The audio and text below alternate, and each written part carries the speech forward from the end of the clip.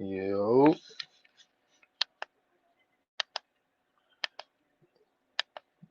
we back for another episode of the Atta. So welcome everybody in. You know what I'm saying? Hopefully everybody that made it through the little snowstorm. Hopefully y'all got better weather than what we got up here. You know what I'm saying? Hopefully everybody's safe though. At the end of the day, that's the most important thing. But what's going on? What's going on, King Atlanta supporter? What's shaking, buck? Um, everybody knows the news of the day. Man, said then so Kevin Stefanskism getting introduced today. So this show ain't gonna be long, I promise. we saving majority of the shit for tomorrow. Just want to get on here, touch bases, hear what people got to say, how they feel about it. Um, yeah, I agree, King Atlanta. I definitely agree. Um, but you know what I'm saying? Like I know that people feel the way I felt, however they felt about the press conference. You know what I'm saying? So this quick little uh, therapy session before we actually deep dive into it tomorrow. You know what I'm saying? That press conference was how can I say it? It was well tailored, if that makes sense. It was very well tailored and orchestrated because the people that you thought would sit there and ask some hard hitting questions that was sort of curtailed.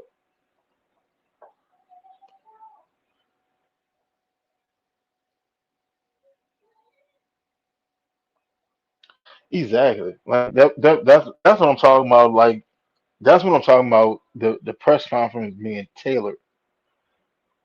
Like D led to, oh man, sorry for sticking a baker on you. Like, come on, bro. Like, come on, bro. You know what I'm saying? Like, it was cute in a sense, but I didn't I didn't need you to sit there and make light of that. I need you to actually serious question because there was questions that need to be answered, and a lot of people skated around a lot of things. Like Steak Shapiro, Steak took in and what's going on, Dylan? Like Steak took it and he was sitting there talking about where to go eat. Oh, you can go right across the street. I go get a chicken across the street, and it's a meat and three. And I mean, I'm from the South, but that may be more Southern than what I am. But I'm guessing meat and three is what a meat and three side. Am I right? Anybody anybody from Atlanta or Georgia or whatever? Like, is that what a meat and three is? I was wondering, but I'm guessing it's a meat and three side, protein and three side.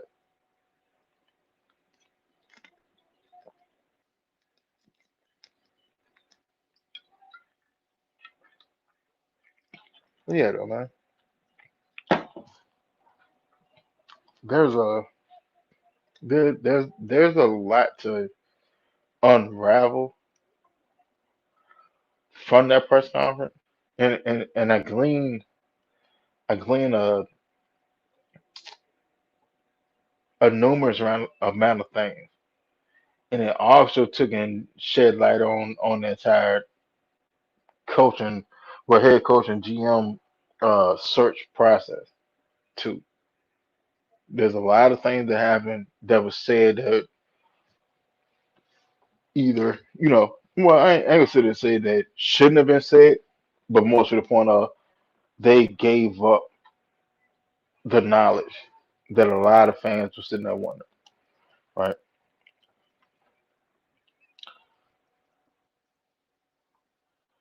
King Atlanta says, the next press conference is going to be all of them and the general manager. I can't wait to see who it is.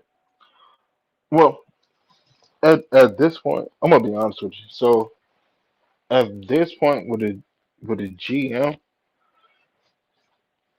pretty much all of all the people that they interviewed, because I mean, you gotta think about it. Like, all right, the interviews for president of football operation, that was undercover interviews for GM, right?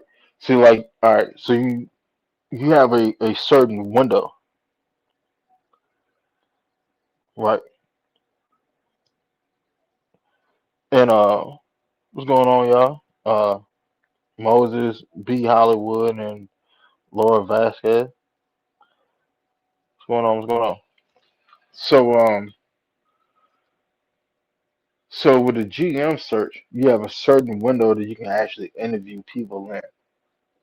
Now, what the Falcons did, because they already knew they were going to sit there and hire Matt Ryan, and to be honest, it was smart on their part, and it's a way to sit there and skirt the rules and stuff, right? So they already knew they were going to sit there and hire Matt Ryan. So what they did was they brought in people under the pretense of you interviewing for president of football, but in all actuality, your interview was for GM. You already knew it was going with Matt Ryan, but we can't have you in here for an official interview for GM in that window. But I've already X'd out what 5, 6 interviews. I've already got through those. I already know, you know what I'm saying, how I feel about it on this, that, and third before the window actually opens up.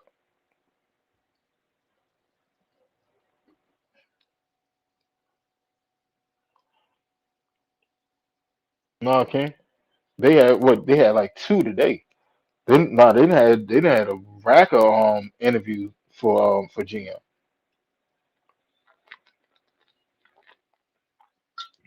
Everybody that was interviewed for president of football operation, well, president of football, all of them were GM candidates. They just sat there and worded it differently so we wouldn't get penalized. But at the same time, too, the Falcons is the only team that was actually looking for a GM. Out of all those head coaching vacancies and stuff, we was the only one that actually had a GM vacancy behind it. Everybody else GM kept either retained their job or got elevated and still retained the job.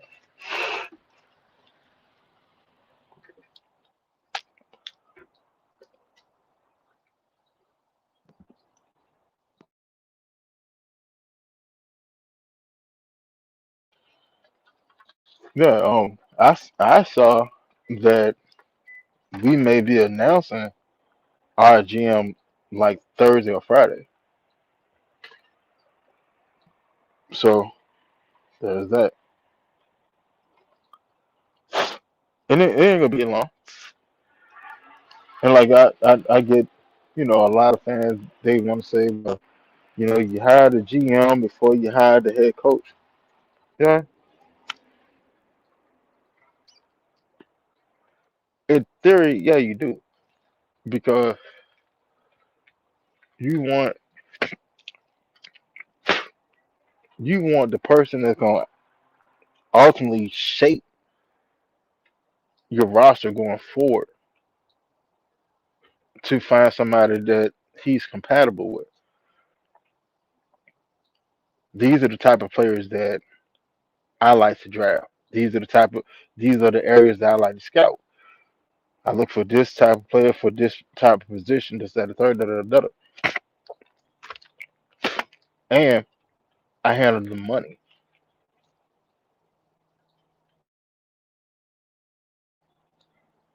I handle all of the money.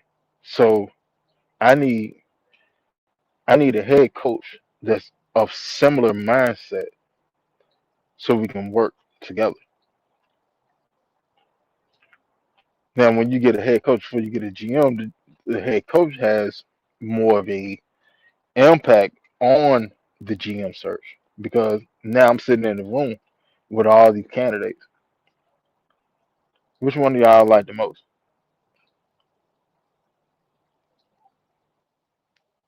Oh, I like you, but you came from a losing organization. But I got ties from because we met over cocktails 4 or 5 years ago. So you might mess around, get a GM there by proxy. But I mean, what's going on, Craig? John ain't in here yet. He may come through tonight. He may come through tonight. And we still gonna have our show tomorrow. Like I said, tonight's show is gonna be a quick show. You know what I'm saying? And anybody that want to come in, the link at the top of the show. In fact, I post it again.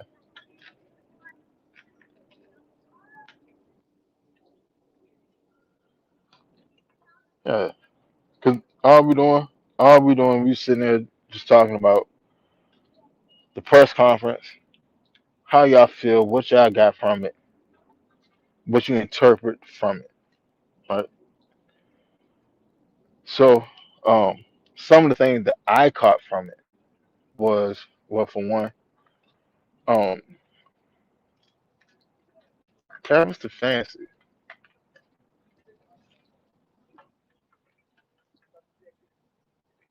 Something that stood out to me from like conversations that I've had with other people and other content creators and things is that even though that we may want certain coaches or whatever, do those coaches want the Atlanta Falcons? And in the beginning of his press conference, very early in his press conference, he said like, I love Atlanta. I wanted to be here. Now I don't know if that's from the media team sitting there scouring what fans are sitting there saying on media, or that's how he really felt. But he said, I wanted to be here in Atlanta. All right, kudos. I can work with that. If your actions line up with what you just said and said, I can work with it. Because if you actually wanted to be here and you didn't just take the job just to have a job, you can put your heart behind it. I'm with that, right? All right. So going a little bit further. So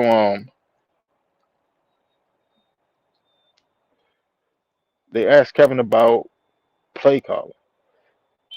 Hey man, are you gonna be calling the plays or Tommy Reese gonna call the plays? Now this gave me cause for pause because he said Tommy Reese is gonna run the offense. Not that we're gonna collaborate on the offense. None of that. Tommy Reese is running the offense. Now, cause for pause is this. Well, if I remember correctly, the last offense that he called was what, somewhere in the 30s last year, at the end of this year. Like I don't know, Bucko. I don't know, Bucko. And I hear a lot of people say, well, we got better talent here. All right, I'm not negating that at all. We do have better offensive talent than Cleveland had.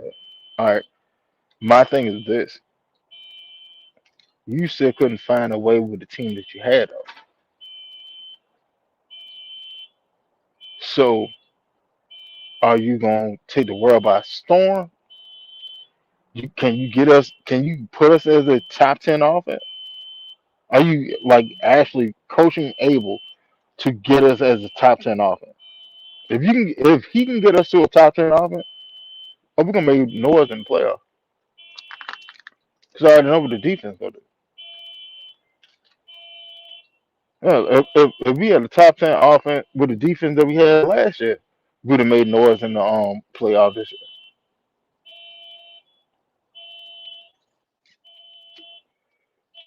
Like offense is probably like the biggest question mark that I have about all this.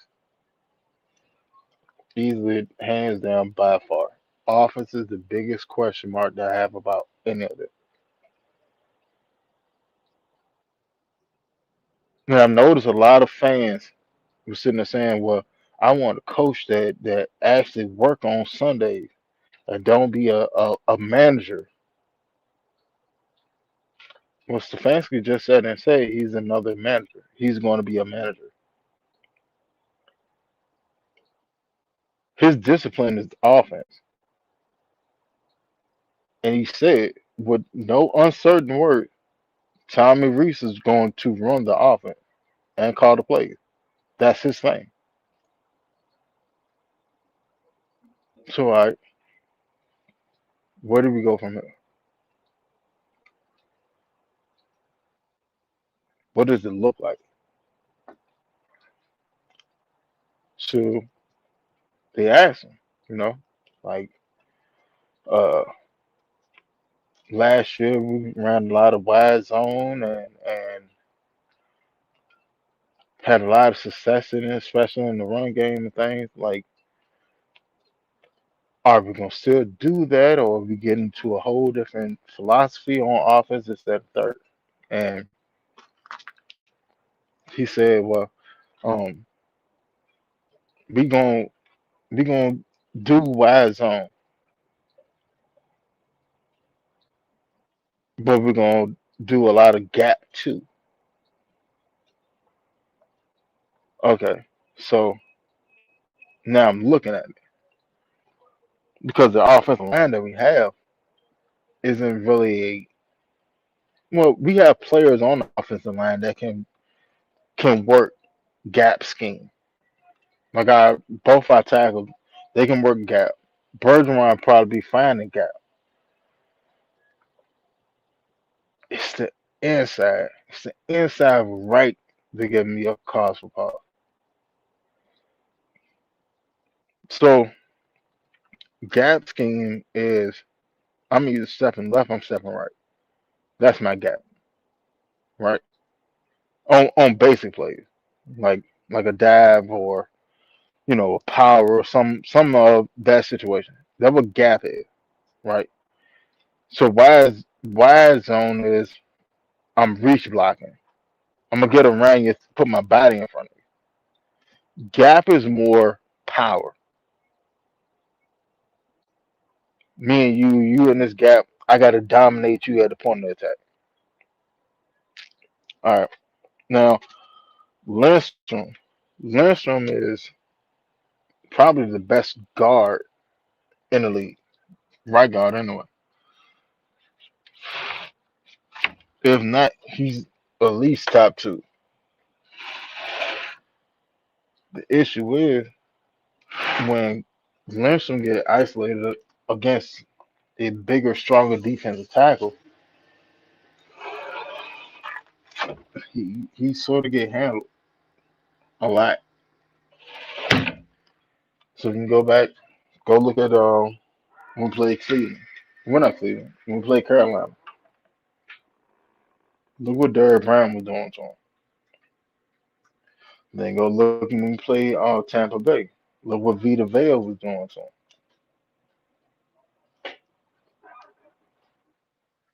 Do I think they're gonna get rid of Lindstrom? Doubt it. At least not the first year anyway. Give him a chance. See if he can figure it out. But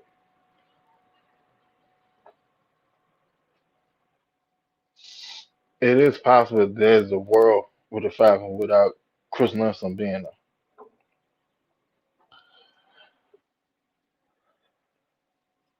Just because there's a whole new philosophy that's coming into town.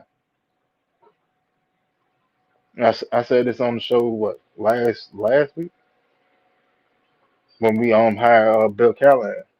I said the fundamentals of the blocking is going to change. It has to change because his scheme, Bill Callahan's scheme, is entirely different than what what Dwayne Ledford was doing. Tyler doing.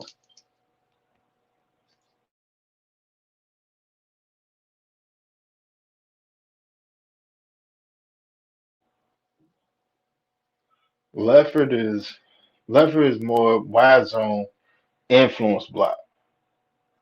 Influence block is I'm gonna make a move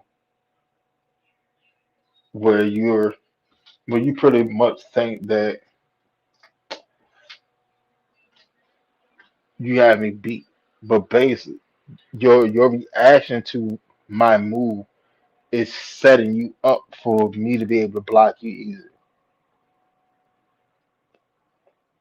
I'm influence you to go where you're going. So, Coda man, like I would love that. I don't know, bro. And I'm not gonna lie to you. I don't know because for one, it depends. It depends on Callahan, and it depends on how the old line actually look in this system. Because in all actuality, we got an undersized offensive line, but that works great for outside zone because they're speedier. They can get to a point. See what I'm saying? Like it's like a zone defense. Zone defense, for you to be successful in the zone defense, you got to get to a point and protect that point.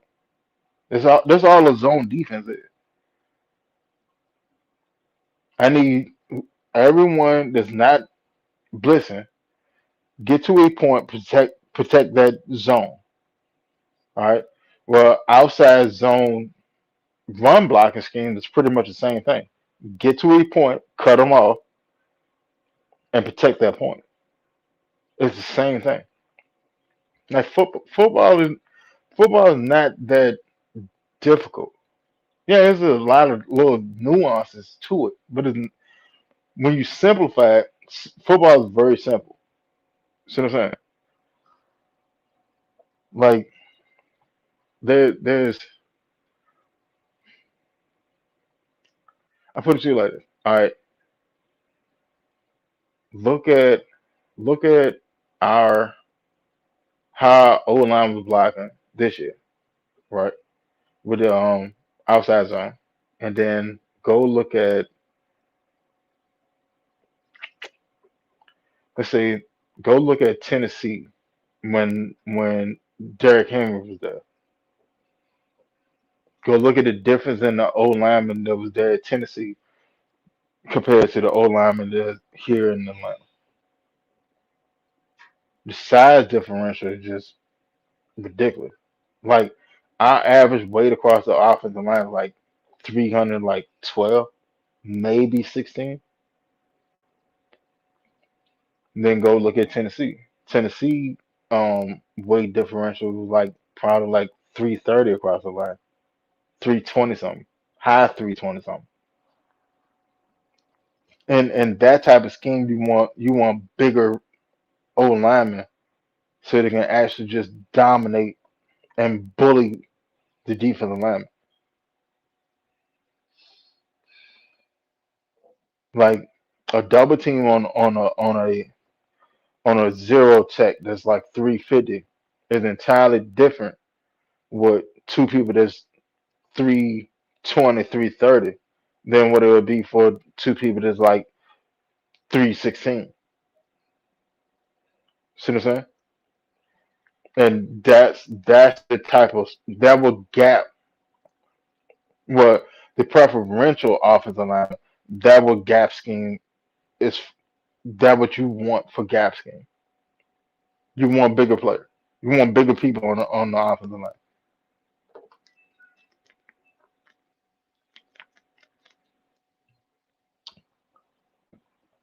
So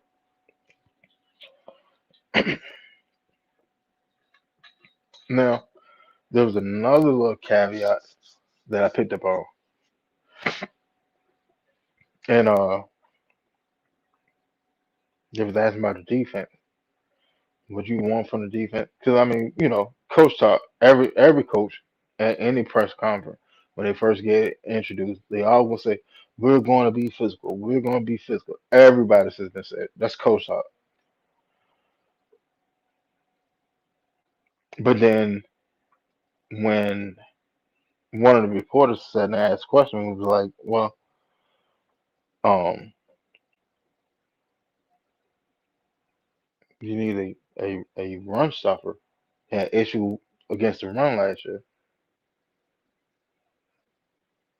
He went in ad nauseum about it. Him and Matt. We're going to stop the run this year. So don't be surprised that that second round pick that we got, or the third, is one of the two. One of them are going to be a big defensive tackle, nose tackle. But that's going to happen. Like John always said to say, I want one of them big guys that last name entering a vowel, and he got thick ankles. He ain't got no ankles. His thick legs. Yeah, one of them are coming in. All right, and I'm all for it. I'm all for it. Because me personally, I prefer the 4-3 defense over the 3-4. That's just me. If I'm gonna sit there and create a defense, it's gonna be a 4-3. But if we get that nose tackle, most definitely 4-3. You know why? Because you can't do. There's nothing anybody can do with that front. Let's say we go get somebody 330, 340, like Lee out of Texas Tech, right? Like 6'4", two. I mean, well, three like 335. I want to say, but quick enough to sit there and actually play a three tech. He's quick enough to play a three tech at his size. He's quick enough to be a penetrating defensive tackle. Huh? I don't need you to do that. Come on over and play nose tackle, and you still can rush the passer because I know you're able to do it. And then you sit there and put Brandon Douglas right there beside him. Now remember Grady Jarrett. Grady best years was when Dontario Poe was right there beside him. I remember that. That when Grady had what, like 8.5 sacks. Brandon Douglas just did that without a big ugly beside him. So imagine you got 330 plus that can get in the backfield on his own. Then you got Brandon Douglas right there beside it. Brandon Douglas can go from 8.5 sacks to about like 10, 11, 12 easily. James Pierce on one end, hand in the dirt. Then you got Zach Harrison, who's coming back from injury, who will be healthy by training camp and stuff, with his hand in the dirt on the other side. So now you go to the linebacking core. All right. Well, you got Diablo. Hopefully, we bring back Caden Ellis. All right. So let's say we bring back Caden Ellis. So now you got Diablo. You got Caden Ellis. You got Diablo in the middle. Caden Ellis on one side. You got Jalen Walker on the other side. That right there is probably one of the best front sevens in the league, hands down. So now you move on a little bit further, right? Secondary. You already know what you got from AJ. You already know what you got from AJ. You already know what you got from Jesse Bates. You know what you got from Xavier White. Okay. So CB2. Who's that? Mike Hughes probably be gone. So I'm thinking either we're gonna draft one. Well, in all actuality, I wouldn't even spend the draft capital on a corner. Not this year. Even though I want another corner, I wouldn't spend the draft capital on a corner this year. I run it with with Kobe Bryant and C.J. Henderson. You bring the alphabet, let him be the nickel, right? Now, if go, if our base is a 4-2-5, then if our base is going to be a 4-2-5, then Caden Ellis is probably gone. I'm not gonna lie to you. Caden and Troy Anderson will probably be gone because Jalen Walker is going to start. He's going to start next year. So there's that. But they are talking about getting a big nose tackle. So in all actuality, I could see that front change to a 4-man front, which probably put Caden Ellis out of Atlanta. Which I mean, don't get me wrong, I love Caden Ellis, but at the same time, Jalen Walker is a whole lot younger and can do pretty much the same thing. You go the young, cheaper route than the older route. Caden Ellis, Caden Ellis is like 30 now. He ain't young no more. He like 30. So there's that, right? So me personally, I would go with Kobe Bryant, C.J. Henderson, CB2. Y'all go and fight it out. Whichever one of y'all perform better in training camp, CB2. Ain't got no problem with that. I have no issue with that because competition breeds excellence. It's when somebody's passive and there's nobody to sit there and push them to get better that it becomes stagnant. So I'm with that. Same thing with nickel corner. D Alford performed, to be honest, D Alford performed at a Pro Bowl level once he got back to nickel corner. MSB, MSB, come on now. You listen to the press conference early.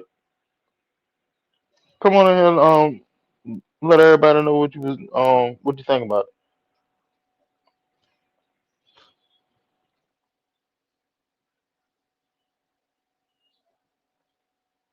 I'm gonna drop the link.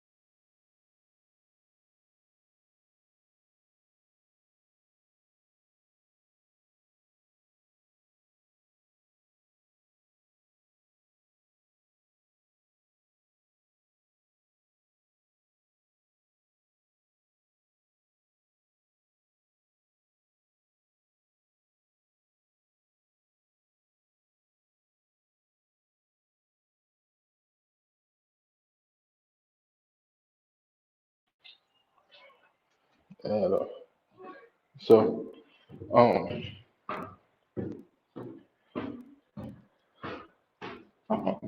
like I said, I wasn't for the fancy hire until I found out who the OC was. All right. Well, now that I know who the OC is, I'm not a fan of that either. But at the end of the day, the game got to be played. All right. Now, I I see the good and I see the bad that could come out of it. I'll lie to you. All right. But the most telling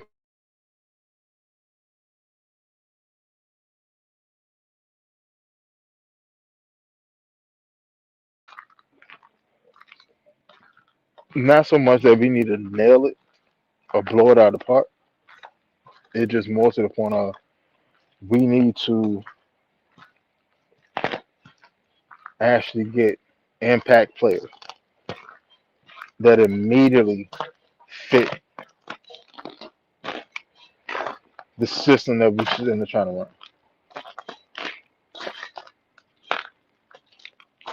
That's the most important thing. It has to be the most important thing.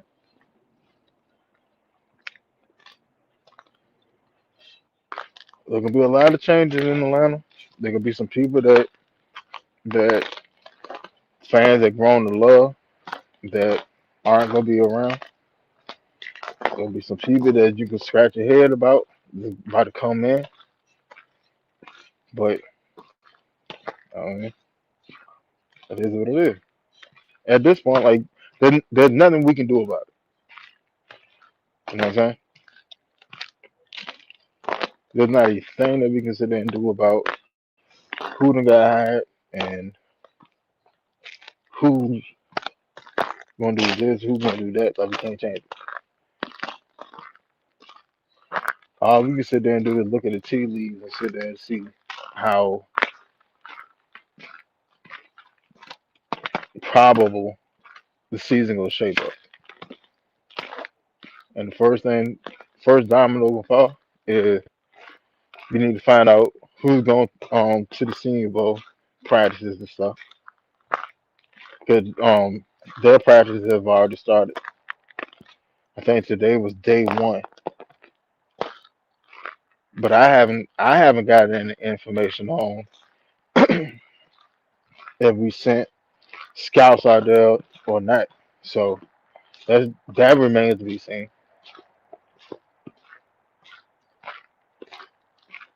If we sent if we if well if I can get the information on if we send a scout and who the scouts are, I could sit there. I'd be able to sit there and tell you like, all right, this is what we're looking at. We're looking at the offensive lineman, or we're looking at the defensive lineman, or we're looking at secondary player, or whatever, whatever, whatever. But in all actuality, we don't even know if we even keeping the same scouting department that we had from last year. That could change. I don't know. I mean, I love the Falcons, but there's a lot of things that's going on this off season that I'm not really behind because they're not making sense. There's too many. There's still too many variables floating around when there are things like the Senior Bowl that's going on. So,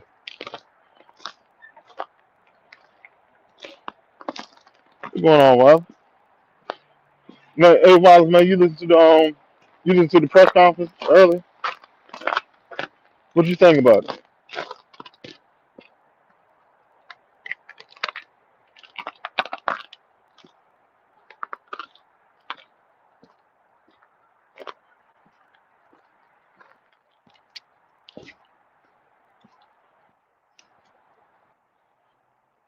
Like, I get why we hired the head coach before we hired the GM because we wasn't in the GM window yet. But now, like since the window opened up and everything, like you done interview like 4 or 5 more GM candidates. So that's a whole thing in its own. So I don't know which way they're going with the GM. Because I was sitting there thinking, to be honest, I was thinking Ian Cunningham or from Chicago or Josh Williams from the 49ers.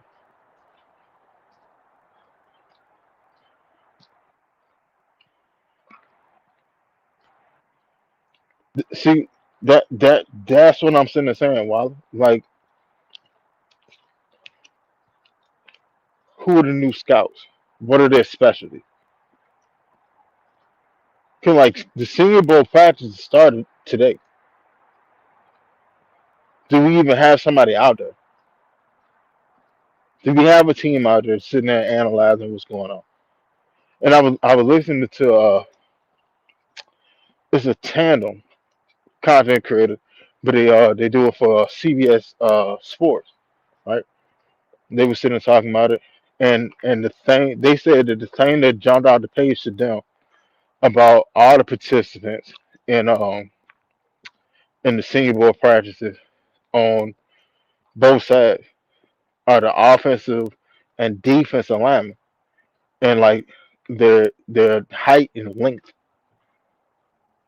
which in all actuality, with a gap scheme that we're sitting up talking about running, that's what you target. You target taller, longer uh, offensive linemen so they can introduce the activity faster.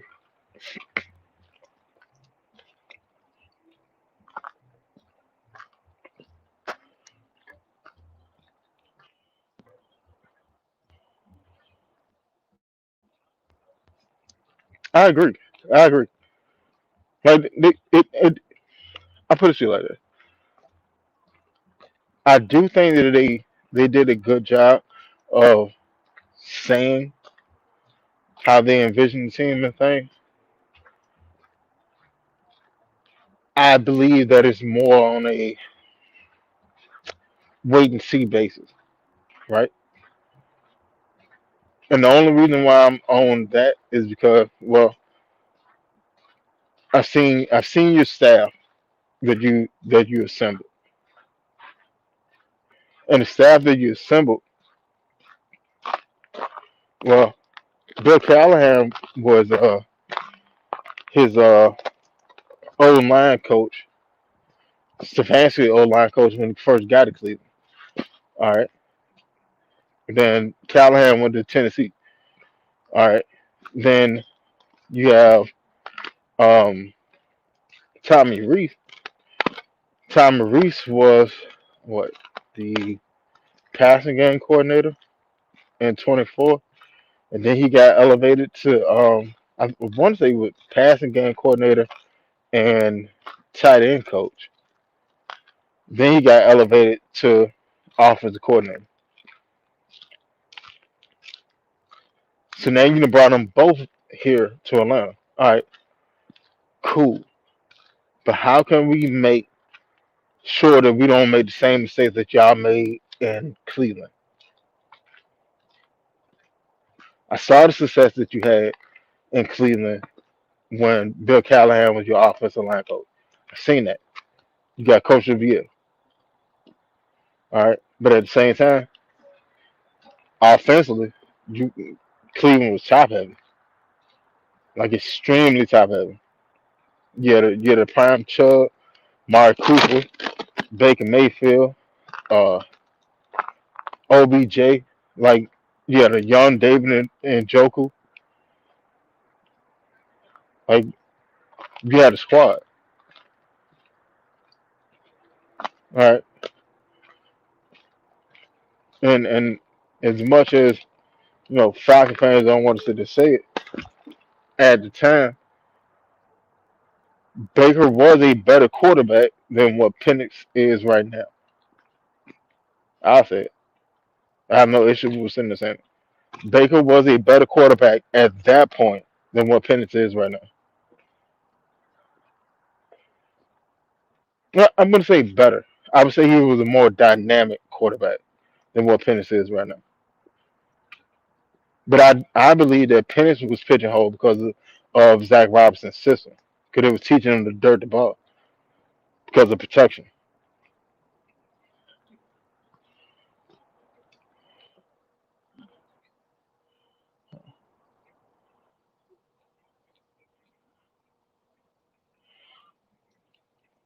No, I don't think them boys are gonna go out because of the simple fact they still trying to finish the GM search.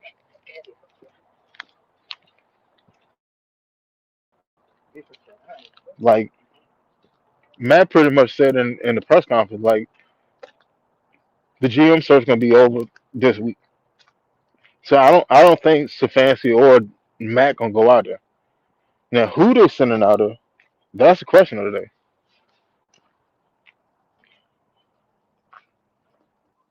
I don't think those two are going out. They may go out after they announce who the GM gonna be. Yeah, the GM may go out there with him, but I don't I don't see them going out there right now. There's too much work that still need to be done on the home front before you can go out there and go entertain all the time.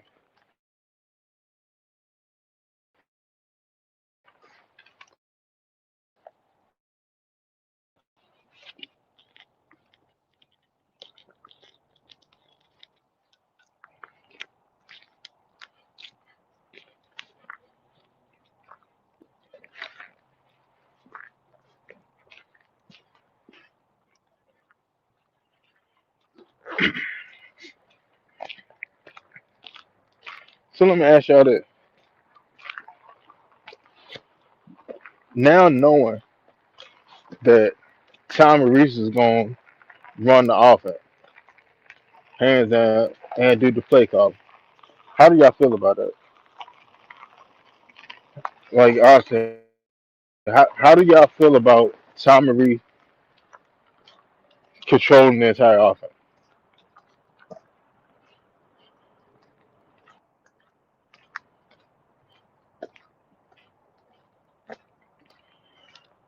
I think so too, but at the same time, like if that's the case,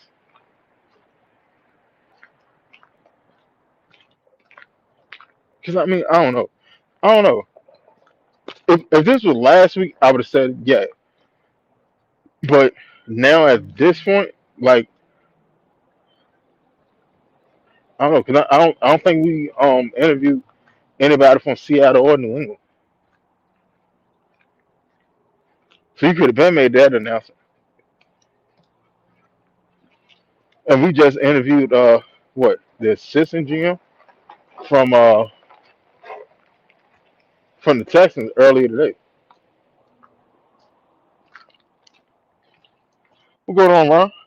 Hey, Ron, man, the link in the chat.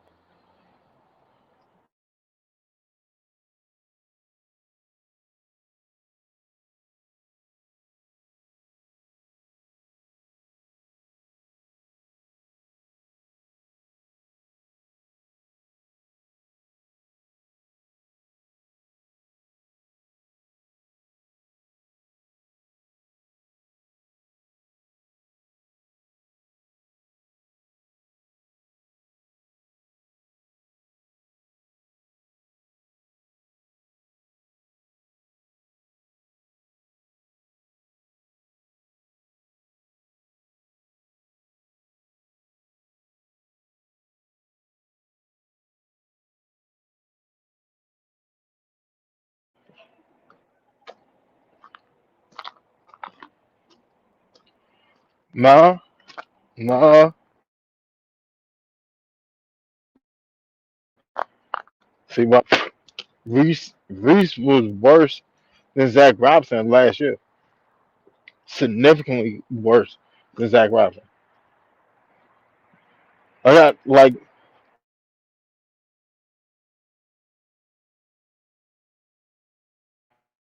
I want to say that um, their offense was horrible. And I'm gonna say another thing too. Zach Robinson went to Tampa Bay. We gonna we gonna act, Huh? or was it something else? What you say? What's You going what? on, Ron? I ain't hear you. Huh? You was cutting in and out. I said, No, Wallace said he don't have a problem with Reese calling the offense. He said it couldn't be worse than what Zach Robinson did. Oh, And I said, well, Zach Robinson then went to Tampa Bay. right, So we're gonna actually sit there and see if Zach Robinson offense is really that bad, or was it something that's us? But I do know from last year, I know Cleveland offense was like 30 something right. They at were the end of the season. terrible last year, and they ain't had no offensive line to block for the quarterback last year. Because remember, our new offensive line head coach, he went to Tennessee to be with his son. Was it last year or the year before? But Uh, I don't know. It was one of the two. It was one of the two. so Cleveland I just stopped. But Cleveland just they've been falling off for a long time. And when they gave Deshaun Watson all that money, you cannot keep bringing talent to the team and you don't got that much money. Everybody don't realize that. They gave Deshaun Watson so much money, you cannot add more talent to the team in free agent and you don't got that much money. you can though. And see, like, all right. Here's another thing that a lot of people got to understand too. So when you have a guaranteed contract, like in all actuality, I don't have to go to you as a player to sit down and restructure your contract. Right, I don't have to entertain that. I can do that off the strength because I rock with it. right. But in all actuality, like that ain't necessary. I mean, yeah, he redid his contract like what last year, but by then it was you already see what was in the pudding. You already know what you were going to get.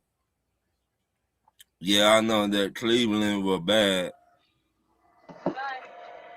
and some uh, had to do with the availability. They had get players. Yeah, there's another thing people not talking about. A lot of players get injured. You cannot really run your offense like you want to, and the right tackle not there, or your left tackle, or your guard, or your center. You gotta go to a backup plan. So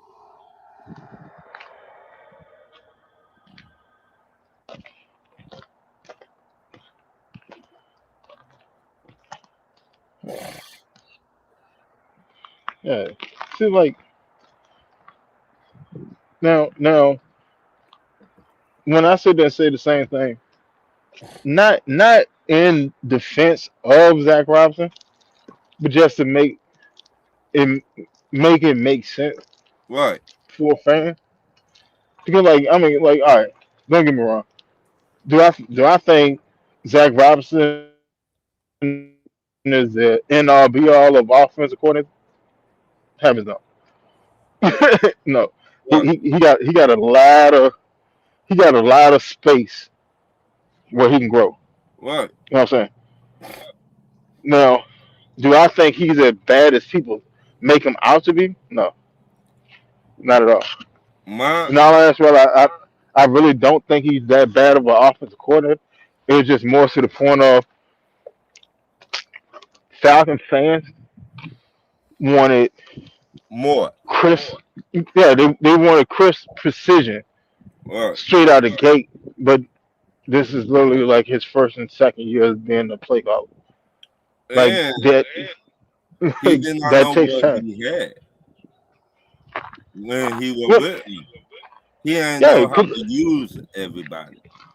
no, I don't think that it was he didn't know how to use everybody. It was more to the point of the injury fluctuation. Mm-hmm. That's that's what threw off his play call. If you really want to be honest, think about it. All right. So you signed Kirk Cousins. You signed Kirk Cousins to a $180 million contract, 100 million guaranteed. Right. Mm-hmm. All right. Well, Kirk is still rehabbing from a torn Achilles. Mm-hmm. Or did people forget that part? So I that's why you saw the pistol the first couple of games. right. All right. So then when once he believed that Kirk was able to do Kirk things, you saw the actual offense, Right. and we were lighting it up. That's when you had the Thursday night games for Matt Ryan night, whatever, and Kadar Hyde walks it off with the slant across the middle of the field. Right. With a Right. touchdown. Right. All right. Walk off in overtime against Tampa Bay. All right. So fast forward for the next couple of games, the next what 4 games, you saw 27, 28 points a game. Right. You saw that. Then Kirk get hurt. All right, so now you got to dumb down the offense again because he's sitting trying to play through an injury, and he's setting the team back, holding the team up, and then when we finally put a court on him, well, we beat the Raiders what 15-13, right? Mm-hmm. All right, we put a court on him. Pennis get in, Pennis get in, and you sit there and see again 27, roughly around 27 points for the last 3 games of the season. Hell, the last game of the season, what we were sorted for, what like 30, 34. Right. I'll Like be right. 34. I'll be right back, Vince. Yeah, no, you good. So you see him, you see the offense explode when when he has the talent that's supposed to be on the field, right? All right. So fast forward to this year, and if y'all been a day one eye test fan, y'all heard me say this. You're not gonna sit there and see the offense that you expect to see until either Norton or Lindstrom. I mean, Norton or McGarry come back, or Kirk Cousins go in because of injury. And then when you see Kirk Cousins go in because of injury, you see that same offense again. 26, 27, 28, somewhere in that range. I don't, to be honest, I don't really see Zach Robinson being a bad offensive coordinator. I think it's more just to the point of the Falcon fans wanted immediate success and not sitting there taking in everything that was going on. Right. But once again, we say this all the time. You cannot talk football with some people because they don't understand and you don't got no offensive line. You cannot do your regular play calling. You can't. You Cause you got cannot to when you when cannot when your O line go down, at that point you got to mitigate damages. right. Like in all actuality, this is literally what you got to mitigate damages. How can I sit there and be successful while protecting this quarterback and opening up lanes for this running back? Who do I need to lean on more? Do I need to throw the ball more? All right. Well, if I need to throw the ball more, then how can I protect the quarterback? Do I need to run the ball more? Is the backup just a better run blocking backup, or is it a better blocking backup? So they were all looking for their off season. We get offensive line help. We get defensive line help. And we get a corner, in my opinion, in the draft. But in free agent, I get offensive line depth, defensive line, and in the draft be the cherry on top. in my opinion. Now I If, could be if, wrong. if we're gonna be on for a little bit, I ain't gonna be on here that long. I'll probably be on till like I don't know about 11:30, maybe 12. Cause we still doing a show tomorrow too. So it like now I don't know if you seen that guy Winston. He played. I think he played for Baltimore or he played for Minnesota, the center.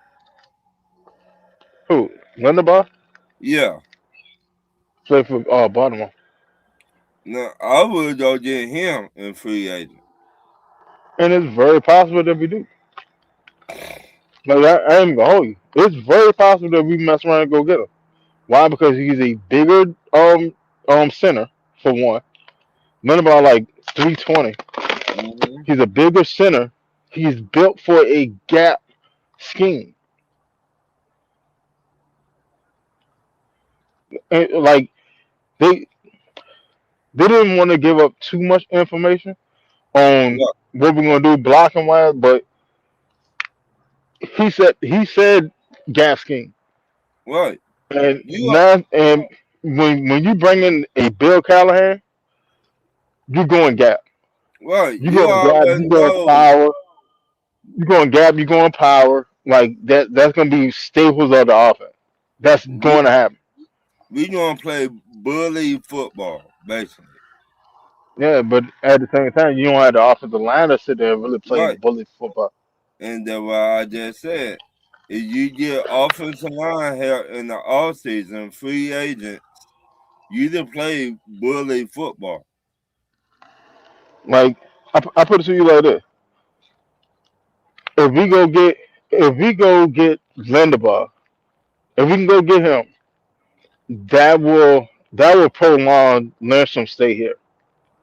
Yes. I'm gonna be honest with you. It'll definitely prolong Lindstrom stay here because now Lindstrom just got to deal with like a three tech, Mm-hmm. and you let Linderbaum go up against the big defensive tackles. I mean, not defensive tackle, but nose tackles or Right. bigger defensive linemen. Unless they scheme them away from 'em. But Right. yeah, that prolonged Lindstrom stay here. But if we sitting there going like straight gap, like 90% of the time, and we don't go get a bigger center, I hate to say it, but learn some it's quite possibly not gonna be long for the Falcons. Right. Cause he's too small. Love him to death. Love him to death. Proud to sit there and say that we got one of the best offensive linemen in the league. Like it's been I put it to you like this. Before Lindstrom came along, the last time we could sit and say we had the best anything in the league was Julio. Right.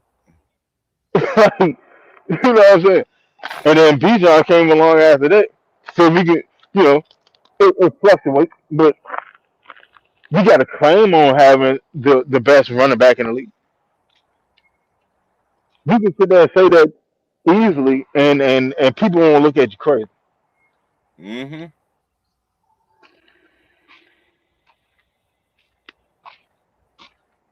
But But also, we go ahead. cannot talk football with everybody. A lot of people not, and I'm not trying to be mean, but they don't know the basics. Well, I mean that's the whole point of the show, though. The whole point Right. of the show is look for one. The point of the show is we can't talk football with everybody. We just got to coach them up on football. Right. That's the point of the show. Everybody got a voice. Anybody that got a take that you want to sit there and say, the link is in the comment. You can come on and give your football take. Just have facts behind it. That's all. That's Right. all I care about. You said have facts behind it. Yeah, that's all I care about. That's all I care about. But so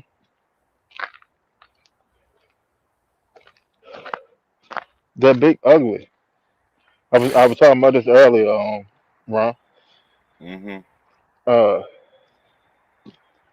a reporter took and asked Stefanski, Mm-hmm. hey, seeing that we had issues stopping the run last year, what's going on or whatever. Doo-doo-doo. And Stefanski pretty much said they said we're going to go get a big Right. We might now. get two. I'm gonna be honest with y'all, and here's a connection that a lot of people are not putting into play. We went and got Bill Callahan, right? Mm-hmm. Where was he coaching that last year? Tennessee. All right. Who the best defensive player on Tennessee? Justin Simmons. Ain't that a big Mm-hmm. Don't he have a connection to him? Mm-hmm. We could very easily make a trade to go get Justin Simmons. Mm-hmm. And if we go get Justin Simmons, and It that's be lights out. OV. It We it be going we OV. going if we go get Justin Simmons and we stay healthy throughout the season, we going to the Super Bowl. Right. There's an if and buff about it. We are going to the Super Bowl.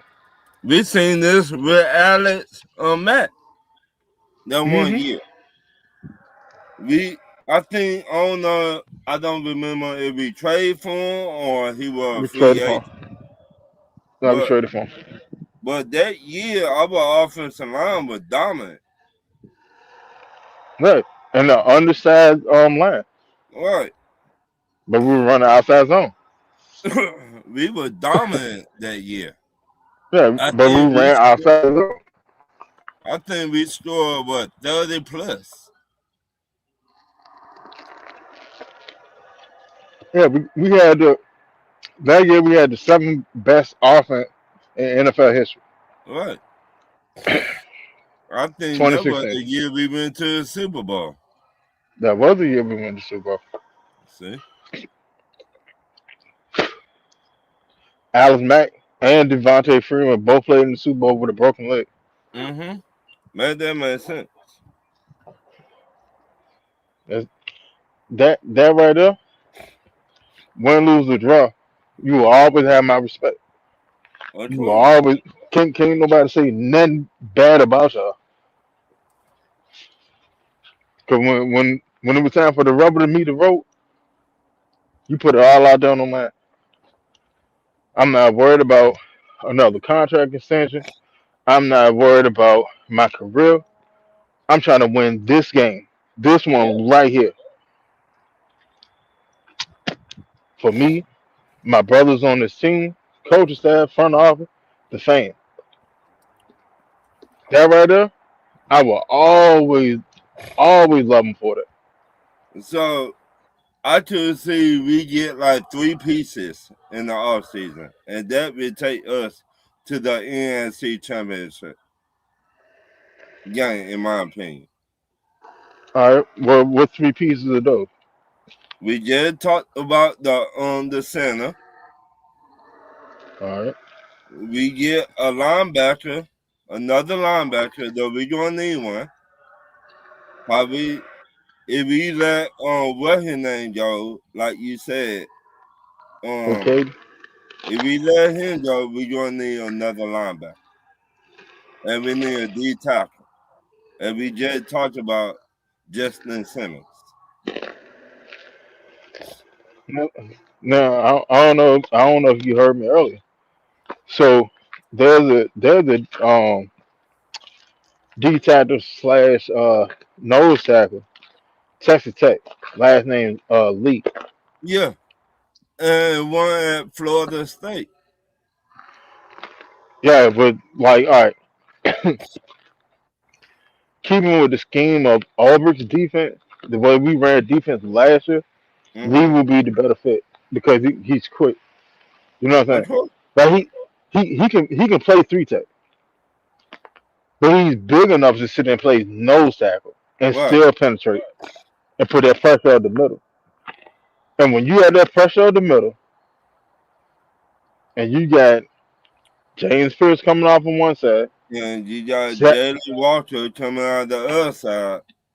Yeah, Hey, even before you even get to Jalen Walker, you got Zach Harrison that's coming back, right? coming out the other side. Then you got what's his name we picked up from the Raiders last year. Diablo up the middle. You got Diablo. Brandon Doyle's coming out the middle. Then you may fuck around and have a sighting of Braylon Trice. We Mm-hmm. still haven't seen what he able to do because he hasn't been able to get on the field. But I promise you, if Braylon Trice is able to play next year, It's gonna oh be man, OV. what should I tell you? Like I Like don't I don't think I I don't think a lot of fans actually watch him in college. See, I'm an Oregon fan. He came I from went Washington. I went back and watched him. I watched him plenty of times. Braylon Trice is a dog, a true dog. He just gotta stay on the field. Hopefully He he just got to come get on the back field. and he be healthy. I put it to you like that: if Braylon Trice can stay healthy next year and he get his snap, I bet you he'll get a contract Oh, most definitely. from the Falcons. Most I definitely. bet he'll get it. I bet he get a contract. Now, can he get sacked? Yeah, but His thing is more pressure. Right. See what I'm saying? Like that's his call card. Pressure. I'm a force you to move. Right. I know force if you don't move, I know get that football out of your hands before you wanted to throw it. I Yeah, know most give definitely. you maybe 4 seconds to No, throw I ain't that gonna to. give you that long. Brother Trice not gonna give you that long. You're not gonna get that long. And plus, Berlin, like all right, in comparison, right? Uh, James Pierce is what like 242, 243. Mm, Jalen Walker like 245, right. right? All right. Braylon Trice is about the size of a big N.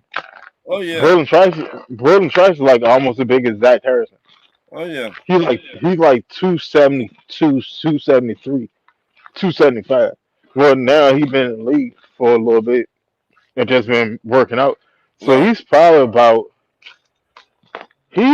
about like 280 now. I mean, I ain't gonna lie to you. We So got like he's almost as big as Zach Harris.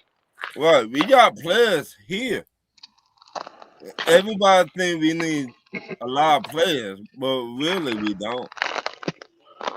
We don't. We We don't.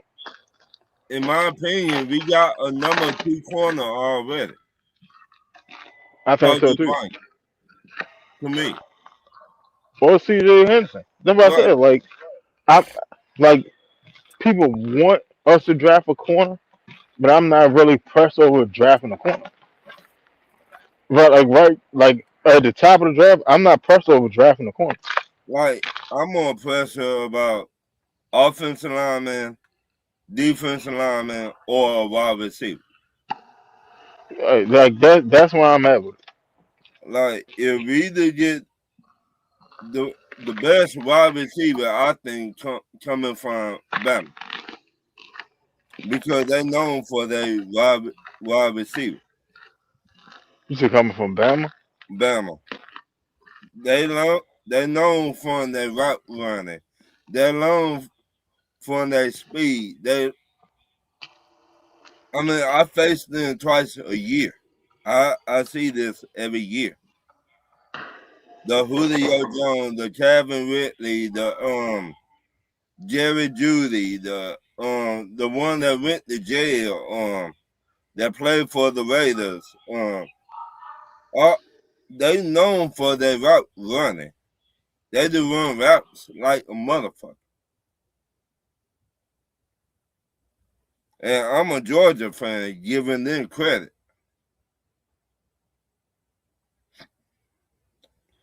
I put it to you like this though. Like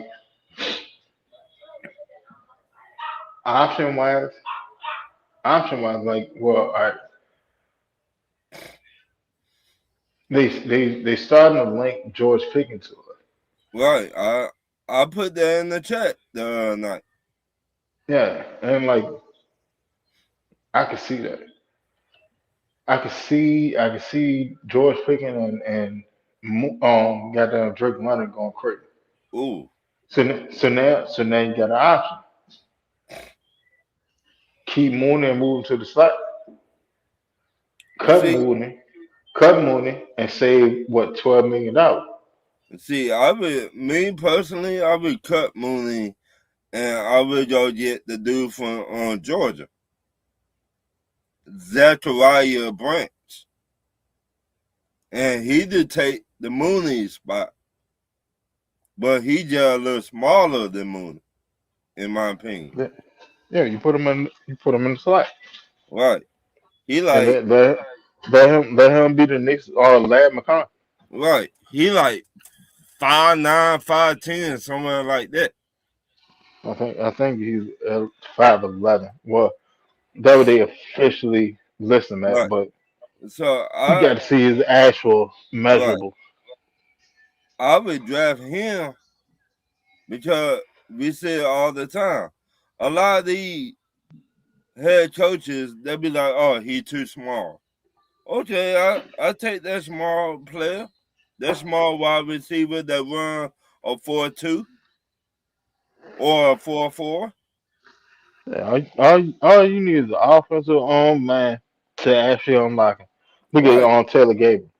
Taylor right, Gabriel was drafted by Cleveland, ain't do nothing over there. Get over here for one season, have the best year of his career, and then you ain't hear nothing else about Taylor Gabriel. right. I would take that small dude, the But he 5'11". but he was a starter on a Super Bowl team though. Right. So the what I'm saying, I would cut Mooney. The we see now Mooney cannot stay healthy. He I can't. wouldn't say that. I wouldn't say that Mooney can't stay healthy. I think Mooney problem was more to the point of Mooney tried to rush himself back to get on the field, and Or and it and it didn't work out in his favor. right. Or I go get Ray Ray and put Ray Ray in Mooney's spot. Then Ray I Ray go who? get Zachariah Branch. Ray Ray who?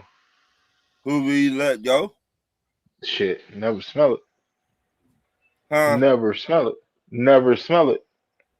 No I sir. go, Ray Ray ain't come back here. I don't want him nowhere around my Falcon at all. wow. And no, like you threw a temper tantrum. You was worried about acting and making movies, videos, and being in the club till 6 o'clock on game days. Like, nah, I'm cool on that. I don't want Mm. nothing to do with that. Then Or you went to New York, and with all the injuries that they said they had in their wide receiver room, right. you couldn't even make the team, and they cut your ass. Man, nah, I don't want no parts of it. Or Ray, I like know to be people honest, Ray probably done in the league. I ain't gonna lie to you. maybe. I know people not talking about the wide receiver. He played for the Raiders and he went to jail. He out now. Henry Just Ruggs, give no, him maybe $2 million. Henry Ruggs, he in a halfway house. Well, he's about to go to a halfway house, Right. so he So still ain't able to actually play football yet. wow. Yeah, he got to get out of the halfway house and actually get home.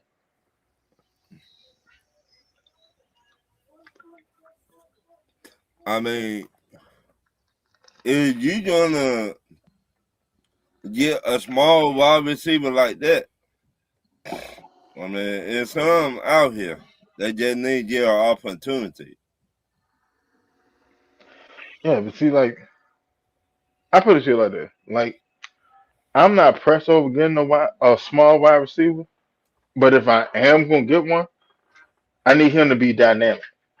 Right. I don't need a small wide receiver to just be small wide receiver out there doing whatever he do. Right. If you can be a small wide receiver, I need you to be like a Lad McConkey.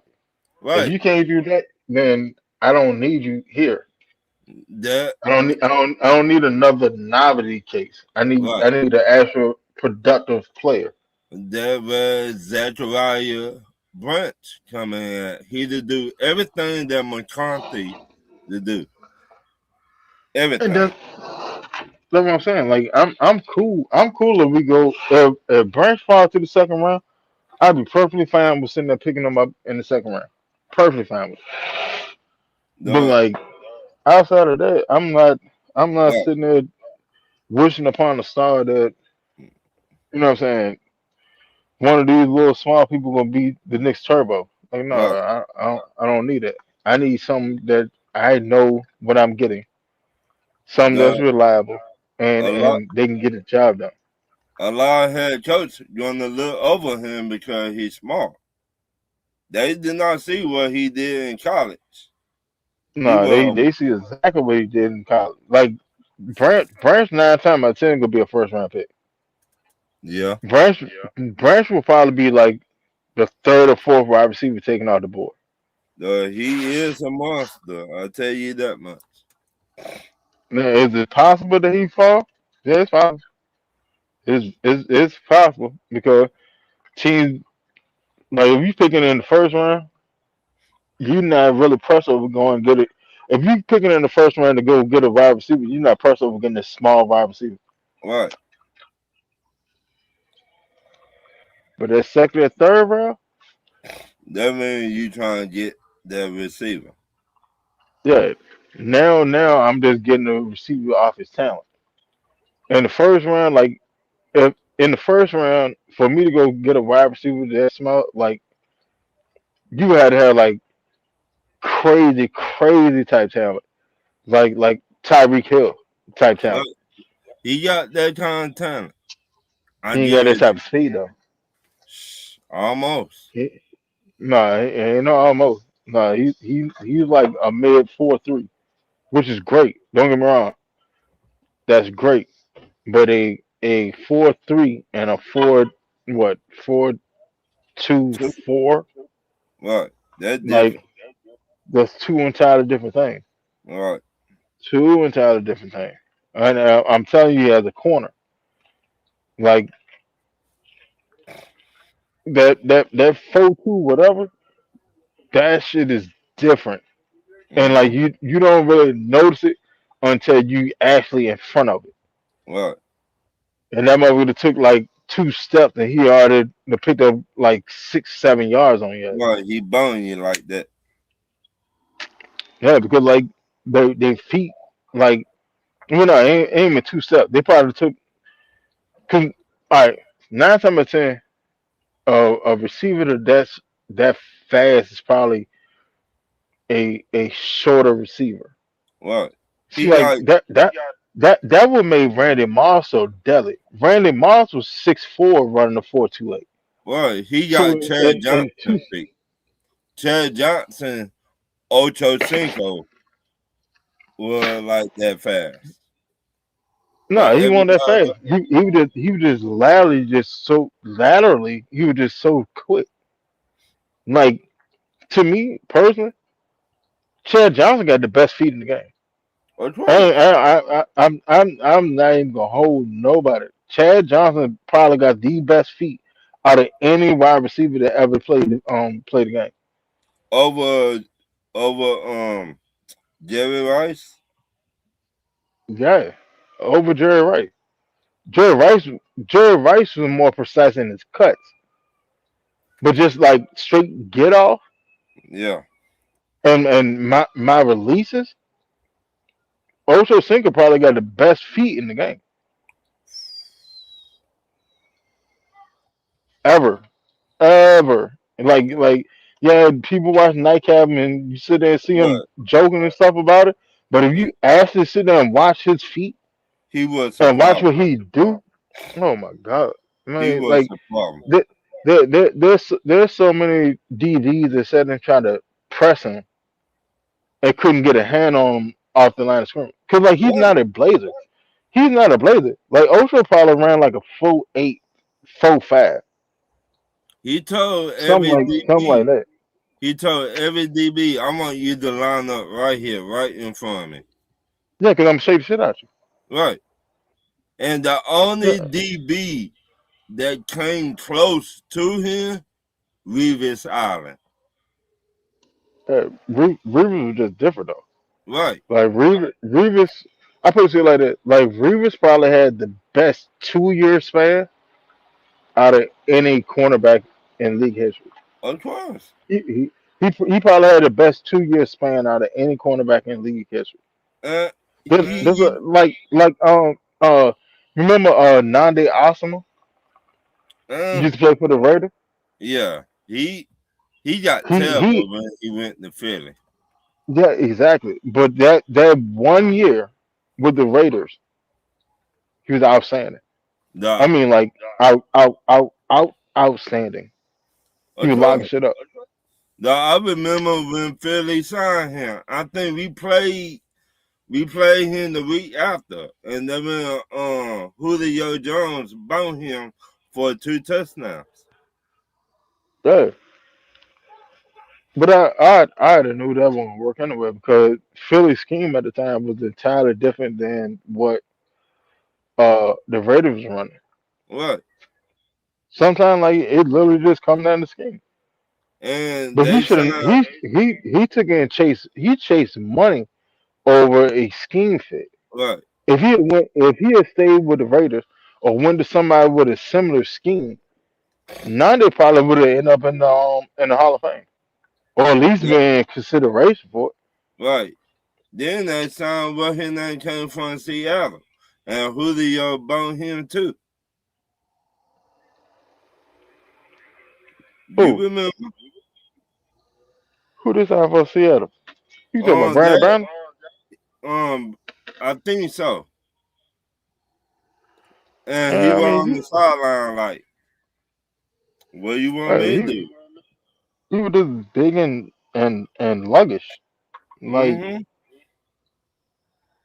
you 6'4" at corner. Like for one, that's pretty much unheard of in the first place. But like you won't your long speed isn't there. So if you can't get a hand on somebody at the line of scrimmage, your ass cooked. Right. And Julio Especially with could a route him. run. Julio could him that whole game. Like Julio, and they just paid him the week before. He was like, what you want me to do? Motherfucker, do your job. That's why we pay so, you. sometimes like at corner that like corner corner outside of quarterback is the most scrutinized job Most in the definitely. NFL. And in all actuality, the corner itself could be good. You just in the wrong scheme. So it go back to what we were talking about. Do the scheme make the players, or do the players make the scheme? No. Well, all right.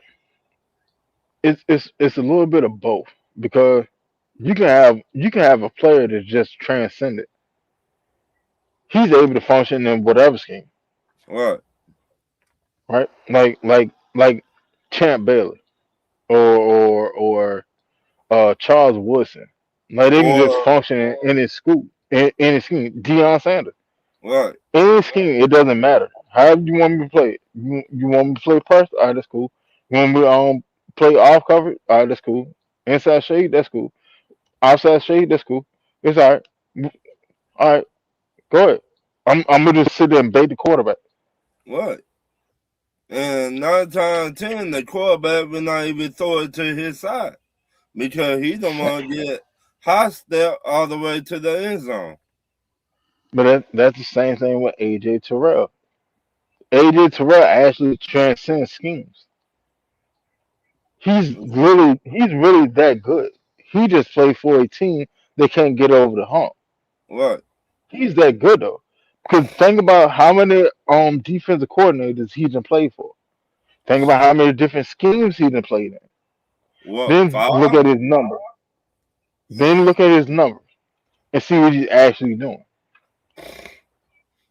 But fans don't want to give him that. Oh man, he get burnt. No, you're not actually looking. You're not actually seeing what you're looking at. Because Even this 9 times it says the cover three. or cover four. He's supposed to have the safety over the top. And he's supposed to pass it off to the safety, and he drops into his zone. Right. And that's not what happened. So now he's Even sitting there playing catch up because the safety didn't do what they were supposed to do. even who you think the best corner this year in the draft will be Shit. This year in the draft, this year? I got two corners for you. I want you to go look at them. who? The one from Clemson. AJ little brother. No, the other one. Oh, okay.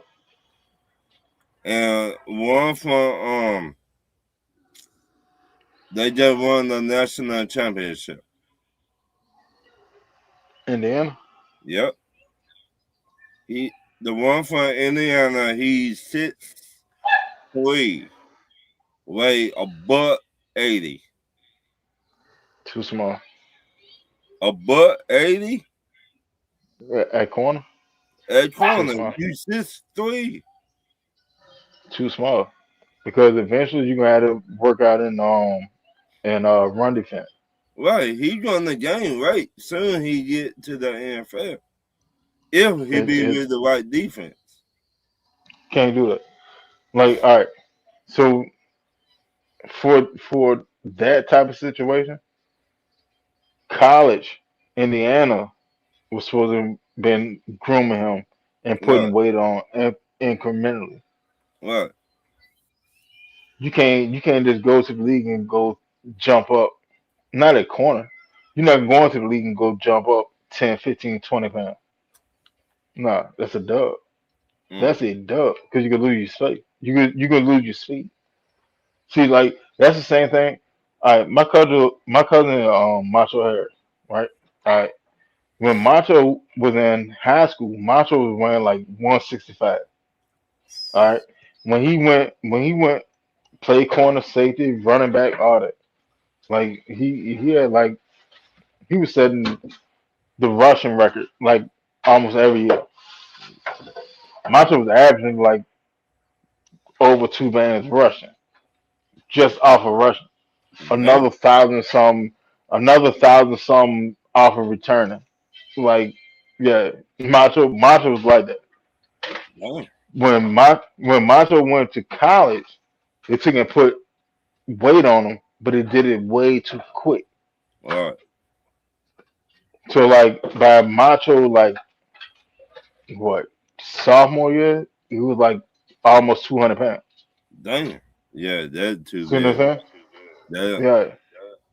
So it that killed his speed. So even when he took and started losing weight, it, the speed was never the same. right. The That's speed was why, going already. yeah, the speed was never the same. That's why when he went to Philly and stuff, he was getting cooked because he didn't have the same speed that he used to have.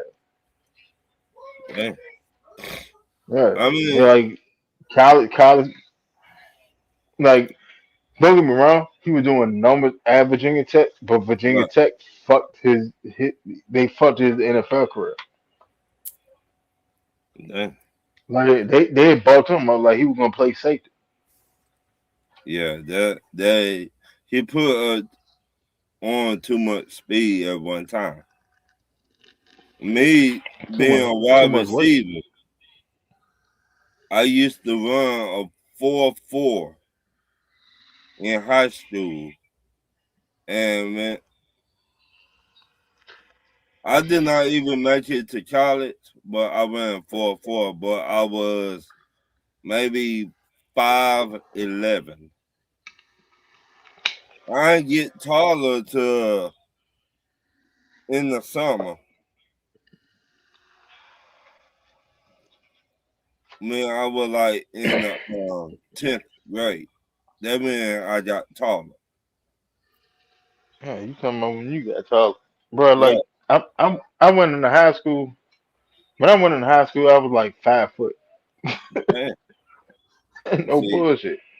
I I was like 5 foot, and I took and got up to 5'7". But I I took and got trimmed up.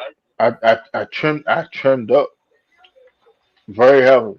I was like when I graduated high school, I was like 5'7", like 185. See, But I yeah, was fast as hell though. I I, was running like a 4.36 I in high was school. I was fast, but I was not tall in high school. But when I got to the 10th grade and 11th grade, that meant I got taller. So I was already on the football team, but I just did more when I got taller. They put me on the number one corners at that time. I was the number one wide receiver at that time. Back then, the the number one corner will be on the number one wide receiver. Wherever he Mm-hmm. go, the wide receiver Yeah. go, that's where that corner went Mm-hmm. back Oh, I then. know. I was the number one corner. Right. So I was just short of shit. right. See, like And not like when I took and started losing weight and toning it up, oh man, bro, it, and not like today. I could run like the wind and jump out the gym. Right. And Like, not like today. Today you got maybe a number one corner and maybe a number two corner if you lucky. like what you talking about high school or you talking about NFL? Both. Well, and all right, in high school, if you a legitimate number one, you going with the number one. Right. But what I'm saying, Unless they actually running like a pro type scheme, right, and then you have boundary and dang, what the hell the other corner is? You got short side and wide side, right, and your number one goes to the quarterback strong side. right, See, like that's what we did in high school. I was played to the quarterback right side, unless like they just had like a dynamic ass wide receiver. Then right. I would then I would travel. But outside See, of that, like if y'all got good receivers or whatever, right, and you don't have like a dog, yeah, I'd say over to the quarterback right side, right to the other side. Like, to his right, because he gonna open up and he gonna want to throw to his right, dominant side. every time. Like a number one corner to me, he don't get his props like he's supposed to. And I watch him all the time. He with the Texas, Houston, Texas. Who, Derek Single? Yep. Derek Single is the second best corner in the league. But they don't really talk about him like that. They talk Shit, you about crazy? shit They they they, on they talk about him all the time. Derek on Single is first take. legitimately the second best corner in the league. First take, they don't really talk about him like that. They talk about the dude with the Broncos more than they talk about him. Yeah, because Pat Surtain is just that damn good. I mean, Like he both of them legitimate. good, He Yeah, but Stingley is great. Like, do I think both of them make it to the Hall of Fame? Very likely. It's right, very, very likely. But you have to actually look at it. Like Stingley is great. He's great. Pastor Tan is so damn great. He got Defensive Player of the Year right. as a cornerback, and that was like the first one since what? Who? Charles Woodson? Probably. Probably. Charles, it depends where you line Charles up though. The Charles back then he played both. He played corner and safety. Well, no, he played safety when he got older. Right, And he started slowing down. But he was playing corner and return man.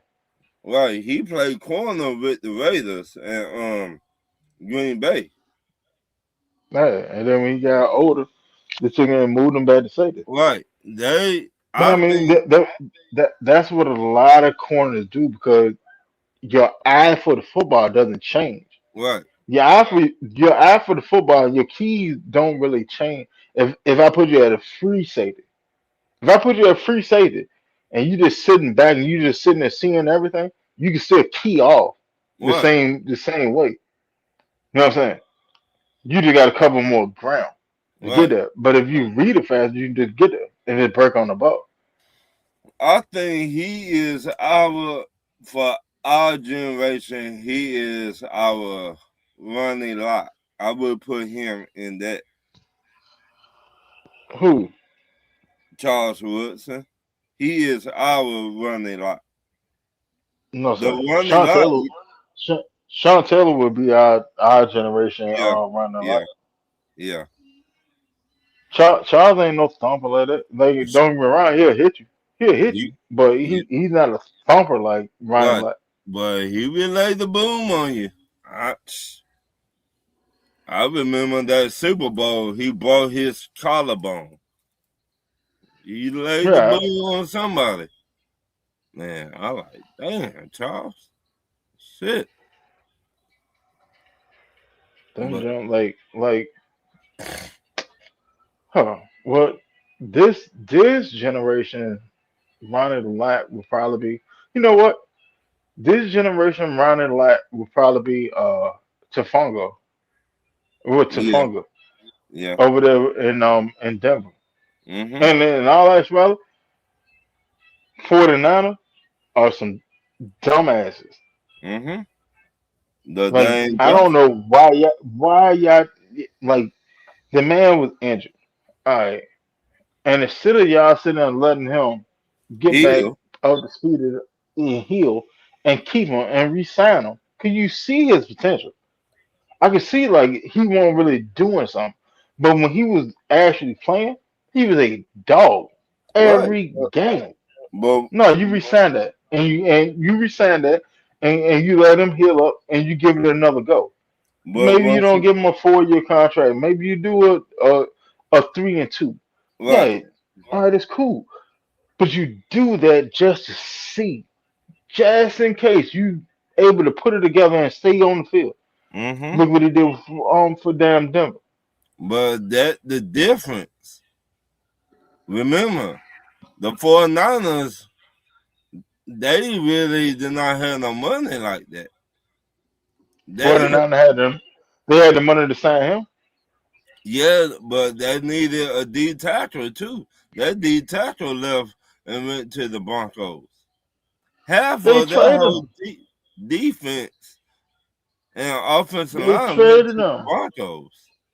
They traded them Oh, see what I and, mean? and let them go in free agency.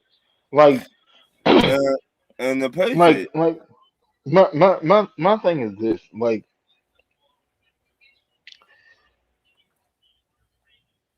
if you have talent in the house, you don't let talent out the house. right? You don't like. You just don't do that. That what That happened that to that that that Cincinnati, that, that's like a dude having a girlfriend, not a wife, a girlfriend, mm-hmm. and you keep letting her keep going to the club Yeah, you won't have a all the too time. long. You're not gonna have her too long. Right, And then the next thing you doing, you sitting there looking on Facebook, you looking on Instagram, and she yeah, out here living her best life. right. With the next Well, dude, you let her out the house. You let her out the house. You kept letting her test the waters, right, and then when she found a current and a wave that was right, she left. Like, no, you don't do that.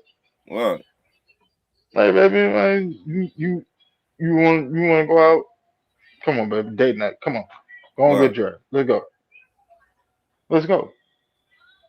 But you keep if you got a good thing, you keep that in house. right. You don't let it explore the world by itself. That's a You dub. don't let I her mean, touch like, yeah, water. you let her go out with her friends and stuff. You know what I'm saying? Same Right, way a team let players go out and they congregate and go out to dinners and it's team building stuff. What? Cool with it. Go for it. Go for it. Go for it.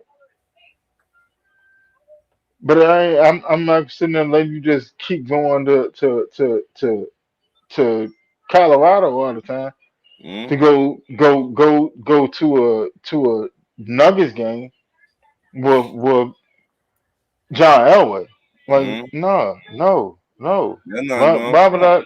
No, that ain't gonna fly. Hold on now. Come on, reel it back in.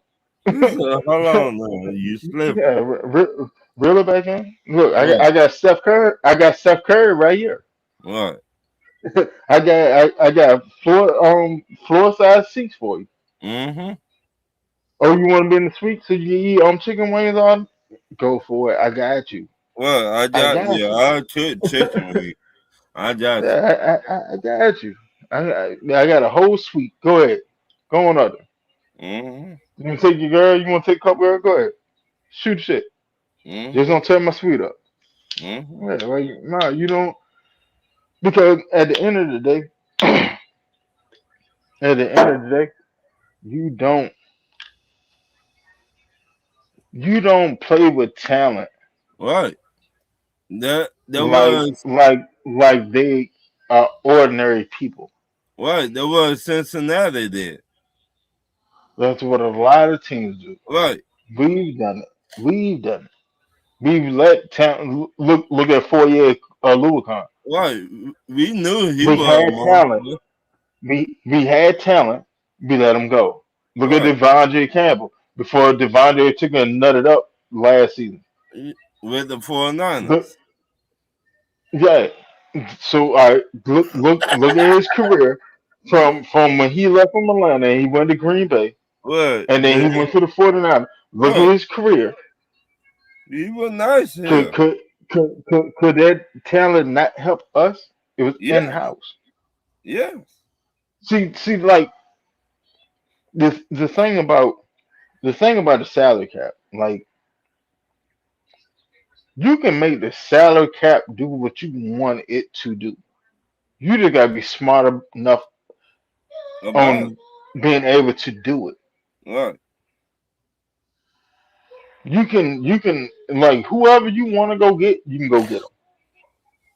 You just gotta Like, figure it out. You gotta figure right. out the money.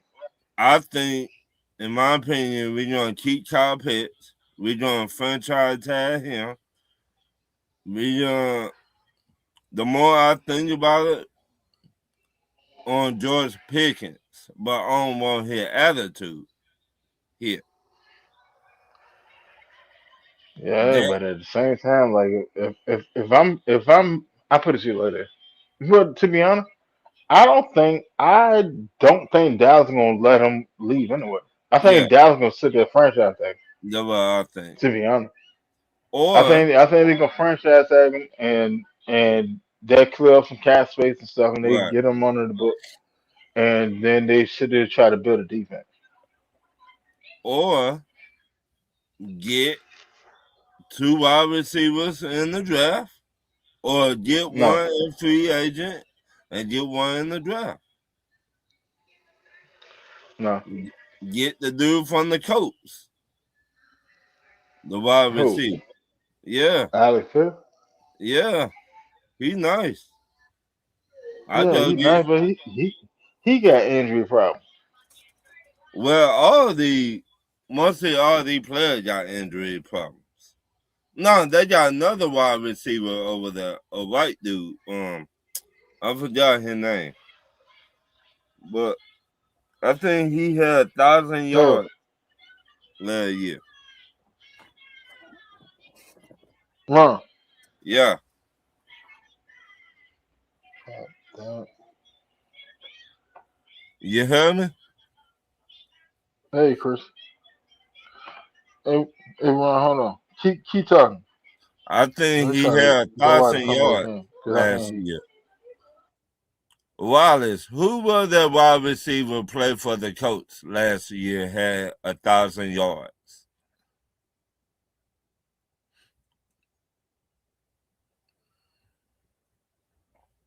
I know in one of them.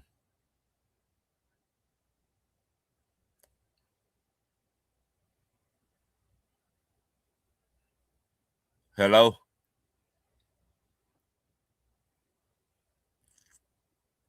Winston.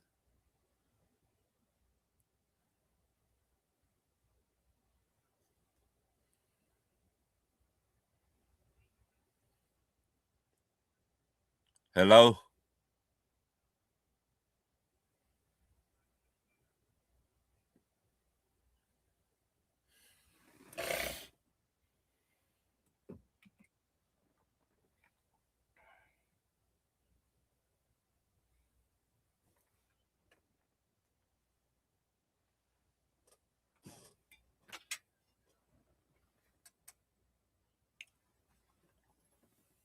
Who y'all think we should get in free agent as a wide receiver?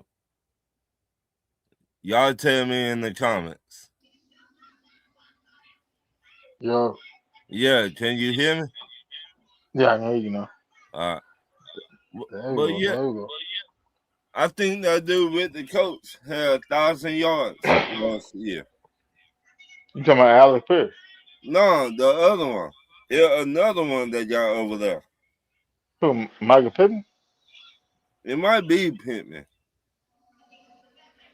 I mean, It one I, of them. I think you probably got a better shot of getting Alex Pierce Pittman.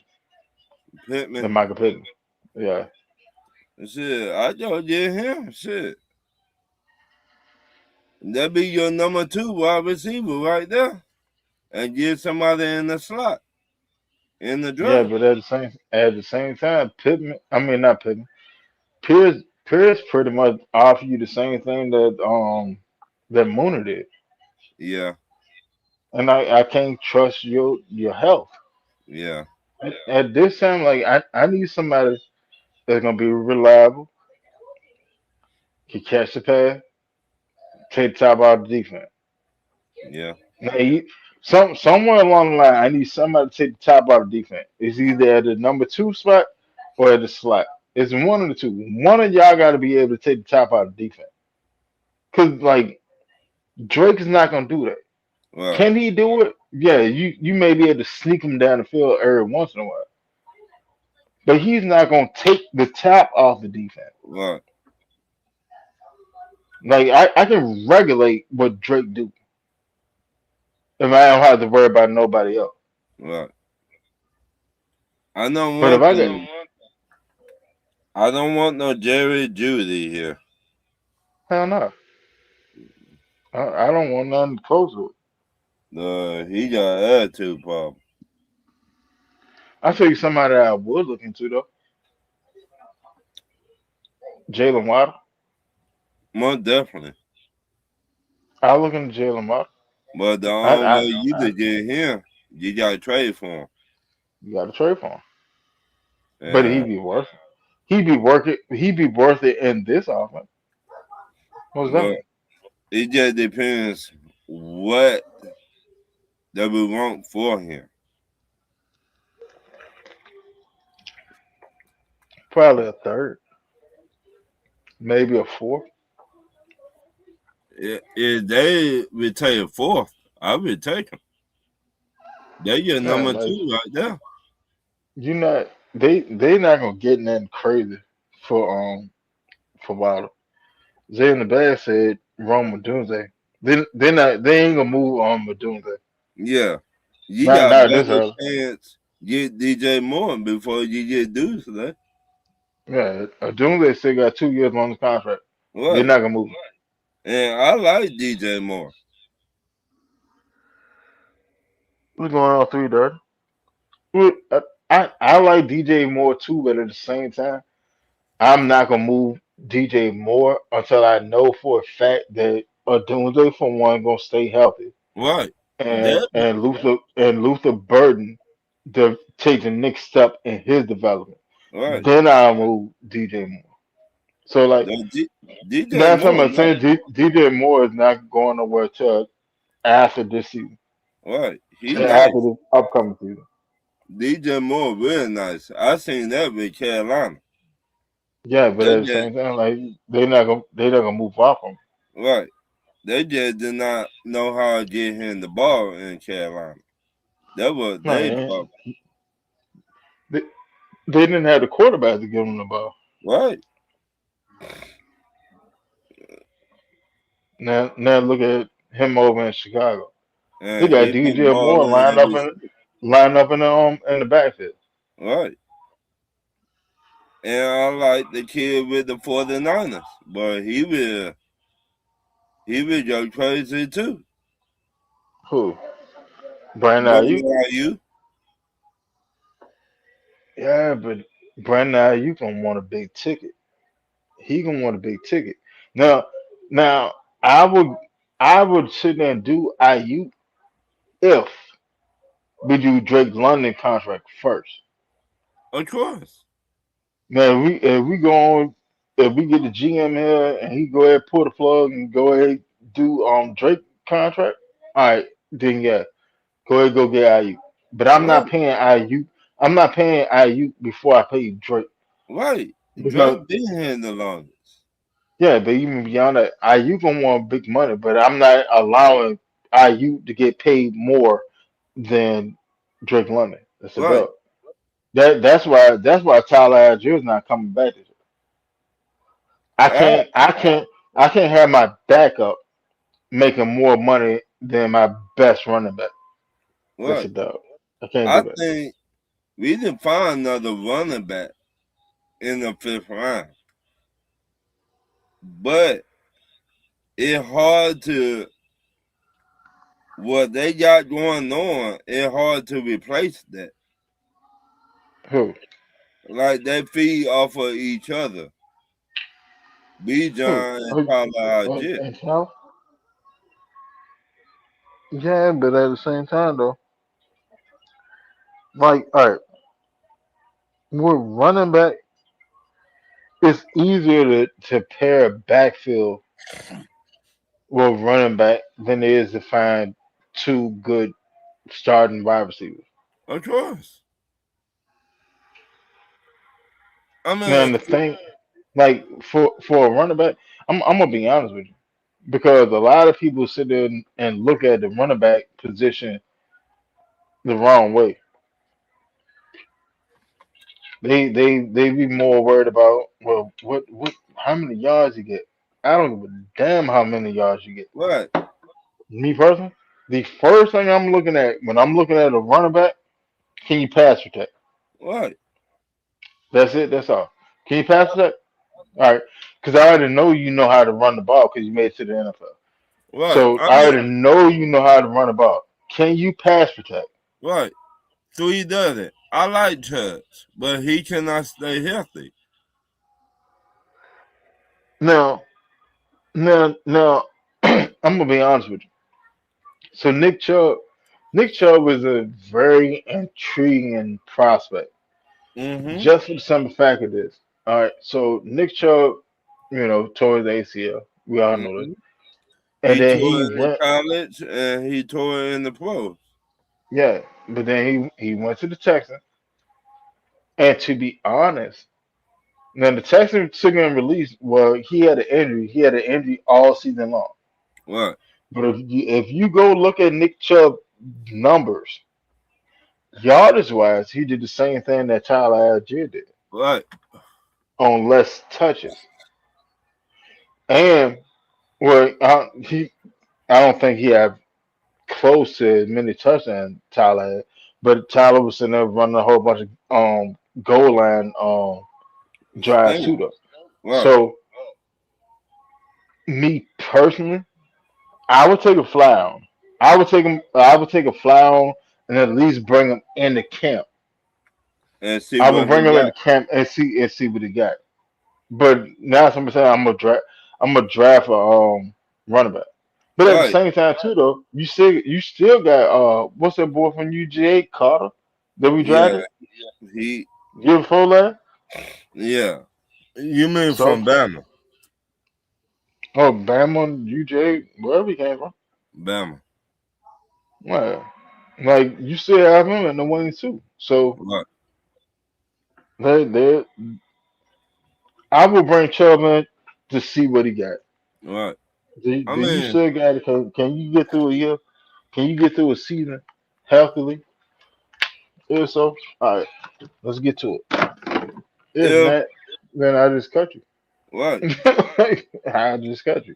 Ain't a I whole mean lot to to it. me, our new head coach will know how to use him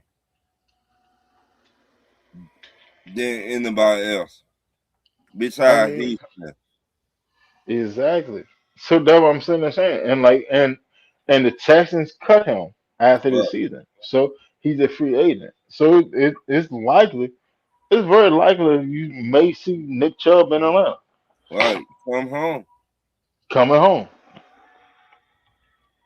and So it will not be the first time we got a UGA running back. I don't know. Look at Todd Gurley. Todd Right. Gurley came home and then Todd Gurley messed up the playoff for. Then I then I don't know if Steven Jackson from here. I had not really checked, but he came here and he looked like a shell of himself. Steve Jackson all beat up before he got here. And I'm like, what the fuck then we signed him for? He cannot even jump over a nickel. Yeah, like we signed him off of the name and not off of the ability at that point. At that point, like he was cooked. He was And cooked. if you really want your way in the past, we signed what his name? He played for the Rams, the Colts, and he played for us. He had the glasses. Eric Dixon. Yeah, we signed him back in the day. Oh boy, you took that one way better.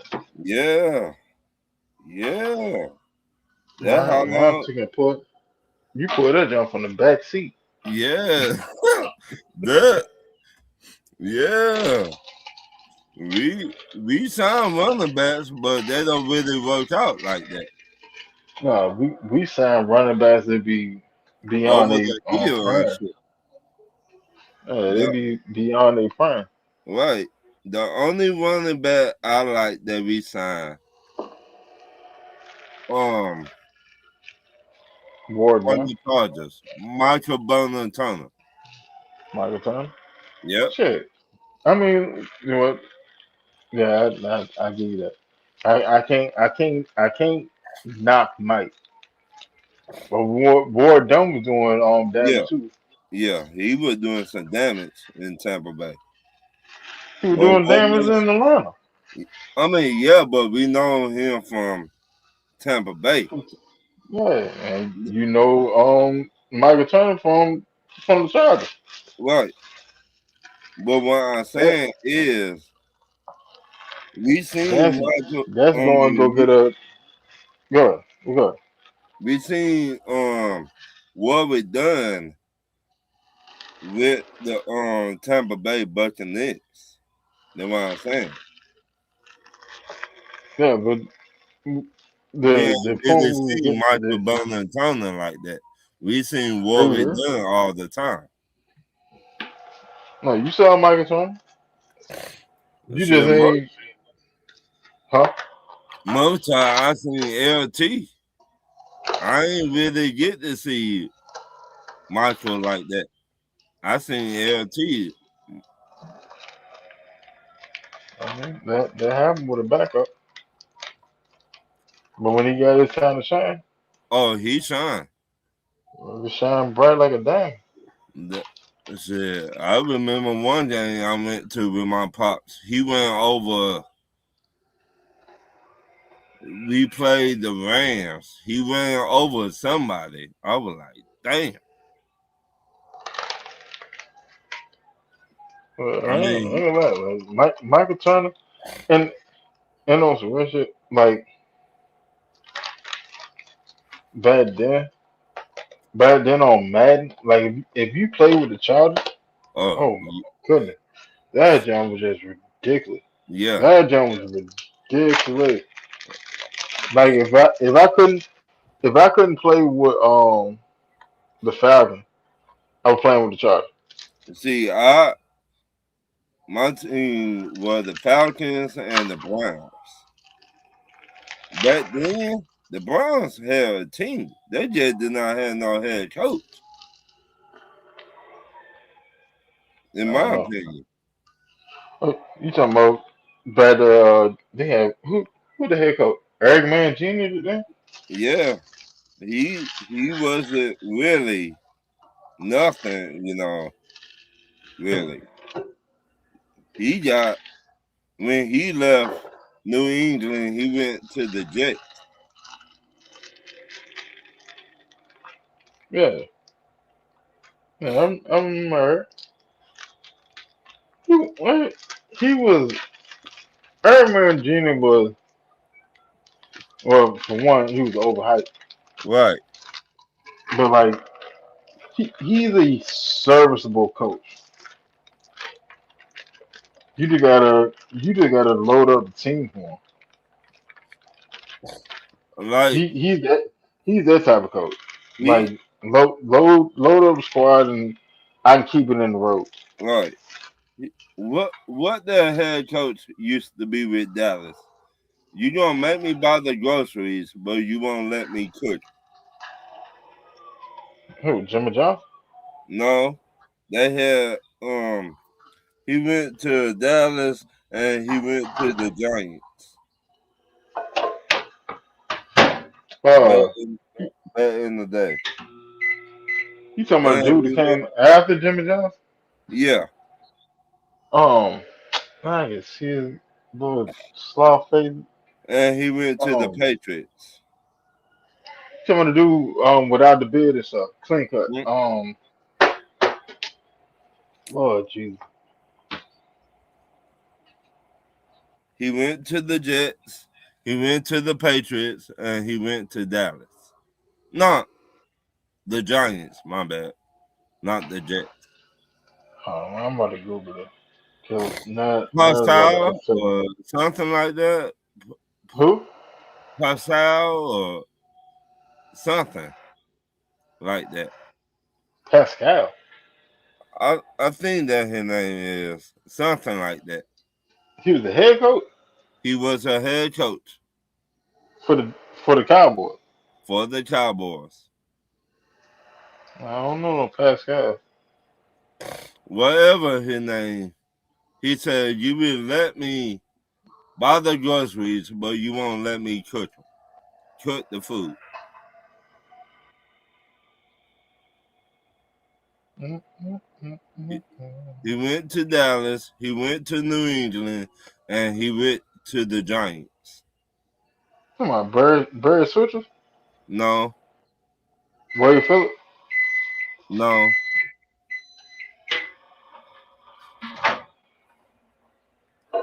I Jason Garrett, forgot who. Jason Garrett, No, I forgot the dude's name. This is an older coach.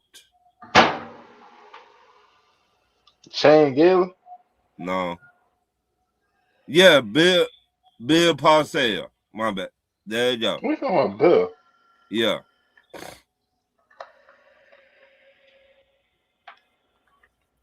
Bill was in the Patriots before he got to other job. mm. Well, come on in here. Right back in the comment, Uh that little knob here fucker. huh.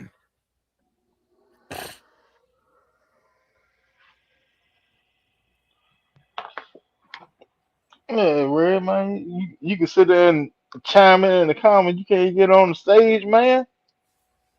A Millie What's going on, Mill. bro? Come on in here, player.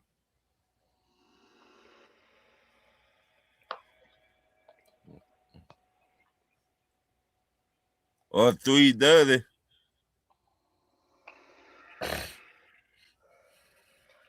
Mm. Yeah, he was nice to me. Bill, Bill, he was nice. Yeah, big tuna. Yeah,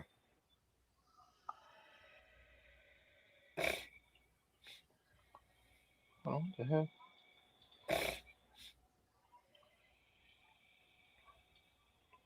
but I'll talk to you later, Winston. You be easy, my guy. Shit, man, I'm about to shut it down. Yeah, I hadn't, to be honest, I hadn't planned on being on here this long. Damn. To be honest, I didn't want to do a little quick little jump, about an hour or so. What?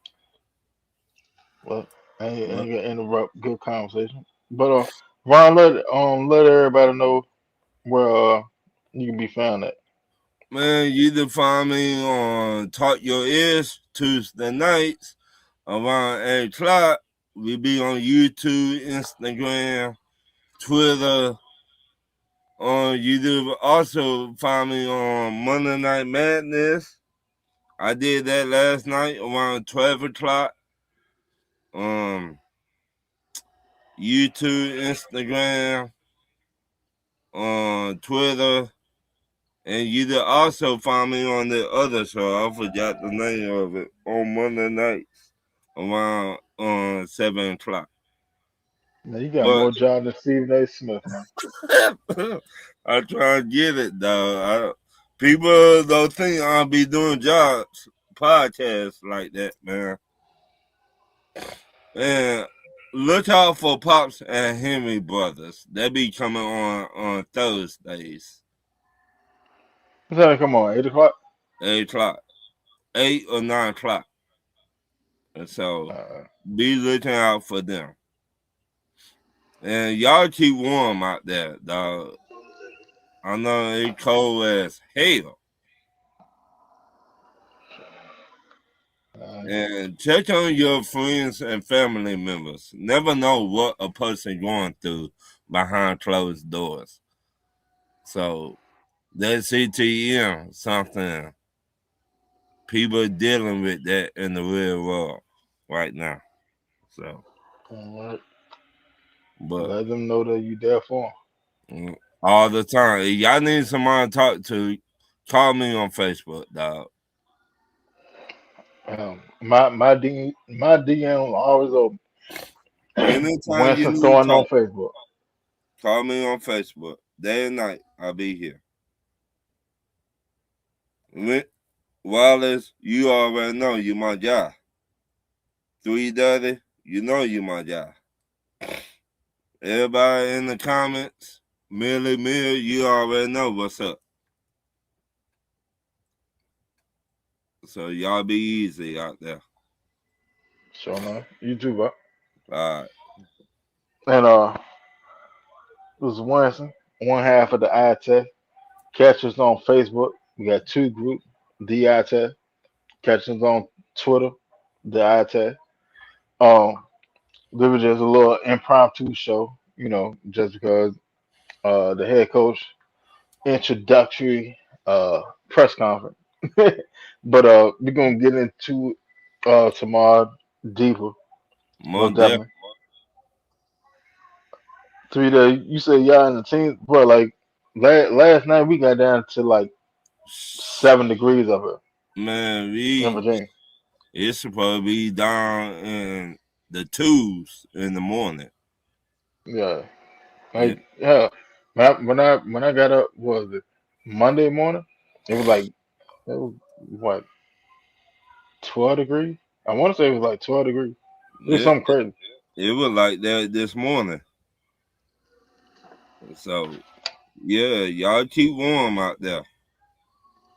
But And go ahead, man.